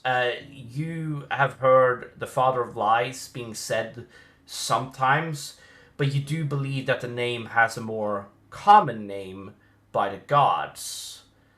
And in some mythology, even in this mythology, people believe him to be an angel. But in reality, he's known as the Archgod of Hell, or Archgod. The Archgod of Hell. Arch. Hold on. Archgod of Hell. I don't remember. Okay. It's a play on words, arch nemesis, or the arch nemesis, essentially. But you know his name as Satan or Lucifer. Oh, okay.